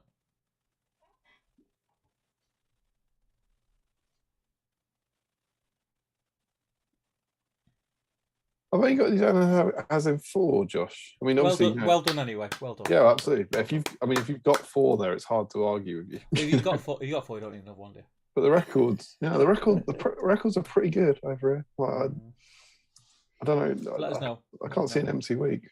But 4, and that was, what did we say, 17 entries? Yeah. Entries. Issue NA. Dale Grove says, Jill Muller email. Love it. Larry Miller says, did I win the dwarf draw? And Joe Kelly says, ironic that you didn't forget to check the emails. The 1 week I didn't send one. I know, right? And Dale says, we should use Tom's boat for a display board for Jill Miller's new Corsairs. Larry Miller says, time to pack up my 5 models for tomorrow. You can't re-roll a re-roll, Damien. Josh Crosby says, actually, it's my 5th tar very much. Frederick says, congrats, Josh. Soon I'll have more black dice than Damien and Steve. Congrats. If you win 8, they give you a free BSIME box to use as a painting handle. What happens when you enter every week? Oh, look at sad old Larry. Maybe he stole one, says Frederick. That's crazy. Congrats, mate, says Hajinder. And that is it. That's it, mate. Thursday stream. Completed it. Thank you, everyone, for joining us. And to the people who are still in, who are attending Scouring of Cheshire this weekend. I look forward to seeing you all. It's going to be a lot of fun. Hope it goes very well, sir. Sorry I can't make it. I'm really looking forward to it. I'm really looking forward just to sort of seeing everyone and just relaxing and being a nerd for the weekend. And I thought I will be at work. I'll be miserable. Yeah. Hope it goes well, though. Yeah, it should do. Is it it's not GBHL, right? It's not GBHL. But have you got, I don't know, are the big names going despite the lack of league points, or is it a different? So yeah, there's a lot of the more competitive players going. No Jay Clare, no Ed Ball. So that's kind of a, without sounding bad to them, because obviously I wouldn't want to do that, but that's a good thing for everyone else. Yeah, I suppose that's 2 big players. Chance for Miller, captain of Gondor, to show his quality. But yeah, there'll be some announcements over the weekend, which I'll announce everyone else after the weekend. Ooh. We've got a quiz on the Saturday night. So it's going to be a lot of fun. It's going to be as good as your last quiz? Or? Oh, yeah. And then... how old's Legolas? No, I mean, I'm asking. I need to know. 76. Yeah. Tomorrow evening over on Top Table Gaming, we will be live streaming. Thomas Macklin will be playing Dan Collister live on the Tinterweb, and myself and Matt will be commentating and reading the chat and answering questions and dealing with you guys. So yeah, tune in tomorrow. It'll be about 7:30. I'll put something out tomorrow, and then over the weekend I will be streaming games all over the weekend. So it'll be 3 Saturday, 3 Sunday. And then that's it. We'll catch up in the week. I think I'm going to try and do Hang on. We have an important update. Okay. As well as everyone saying, like, well done and stuff. Josh Crosby said he was playing against a liar, which I think is justifying his win. He was saying great stream. Fohammer lovely. Didn't finish his scouring army because he started painting Dale. That's wonderful. And then Emma Marshall says TV remote boat. like the boat-shaped thing. It's not. It's a boat-shaped thing. It's for remotes. remote controls. Remotes come in it. Right, listen, guys, you've got to be clearer with your explanation. When you're painting a picture in someone's head, and you say, "I've got a remote control boat." Remote control boat. What do you think they're going to envisage? Come on, guys. Control boat, not a remote control boat. It's how you say it. A remote control boat or a remote control boat. There's no. Is that a phrase? A boat? No, they've made this up. This is a Marshall thing. This is just a Marshall thing. I am absolutely delighted that they've put that in at the end. That we have some closure. I mean, Tom's going off on one. He's got a Lego pirate ship. Like he's talking about. The thing you had isn't even a boat. He hasn't even said it. I'm so glad Emma has stepped up to explain the situation. I'm just happy there with his tray. I like that update from Larry Miller, Army Pack. Dan Costa is saying, cheers for tonight, good entertainment while I packed. Crazy stuff. Crazy. But yeah, that's it really. Anything you want to add, Damien? Remote control boat. I'm so happy with that. That's an ending. That is a thing of beauty. It never crossed my mind. All I'll say is, you know what to get Tom for Christmas now. A remote control boat. Would be nice. In all our discussion, and there's been a lot of it, it never crossed my mind that it might be a boat for remote controls rather than a boat that was remote controlled. But I'm like you, I wouldn't have called it. Oh, well, no human would. I would have said, it's a tray that you put remote controls in. You call it a fucking tray, wouldn't you? That's what you I mean, let's be honest, it's a tray. It's a tray. You didn't even have to say, because it's a tray for anything. You're currently using it. It's a painting tray. Your answer's a tray. Currently, it's a painting boat. You didn't have to say. You didn't have to say. Steve, it's not remote a boat. Control. It's got human. It's not a boat. Crazy people. It's Thursday. I'm never doing this on a Thursday again. It just goes wild, mate. It goes wild. Absolute man. You know what to say about Thursday night, don't you? No. No. Full of liars. Student night, innit? Thursday night. Student night. 50p vodkas. The witching hour. Yeah. Right, I'm going to make a move. I'm going to get going. Thank you, Damien, for joining us. And we will be seeing you in 2 weeks' time. Seeing you? You know what? April the 1st is. Think what Tom. Thursday. Yeah, think what Tom's going to say he's painting on then. But we will be back with issue 45, and it's Gilgalad week. Steve, do you want to do a drive, because you think it'll be a good one? If you've got a Gilgalad, we need to break the record. As much as we all love Sam, that record has been there for way too long now. We need to beat it. Get your family and friends involved. Get them to get the Gilgalads out. Get your Gilgalad boat ready to go. That sounds wrong, doesn't it? Get your Gilgalads out. Get your Gilgalads out for the lads. I don't think Gilgalad will, but I'm happy to. Come on, let's do it. I know people have got Gilgalads out there. I know they have. Even if he's got a broken spear, which a lot of them have. I think there's Gilgaloads of them. Yeah, you see a lot of them with broken spears on eBay. Just paint him. Just paint it. It's classic battle stream. And 4 hours. We can discuss whether it's a boat or a tray for 4 hours. Wasn't he month one? Gilgalad. I think Gilgalad was month 1 of SBG. Let's do it, first couple of months. So he's a classic B-SIME model. I've got mine ready to go. I'll be painting Gilgalad. I've painted mine. I converted it. Mine's like stabbing a orc. Yeah, mate. Smashed it, mate. But yeah. Sam Page has got it, actually. Yeah, right. He borrowed it about 6 years ago and never gave it me back. And you got another one being choked out by Sauron. Yes. Yeah. But 2 weeks' time for another great issue. I'd actually started reading this before we changed this to our entirely not contrived March 17th stream. I'm glad we did now. Can you imagine if it was an official one and we had this remote boat thing?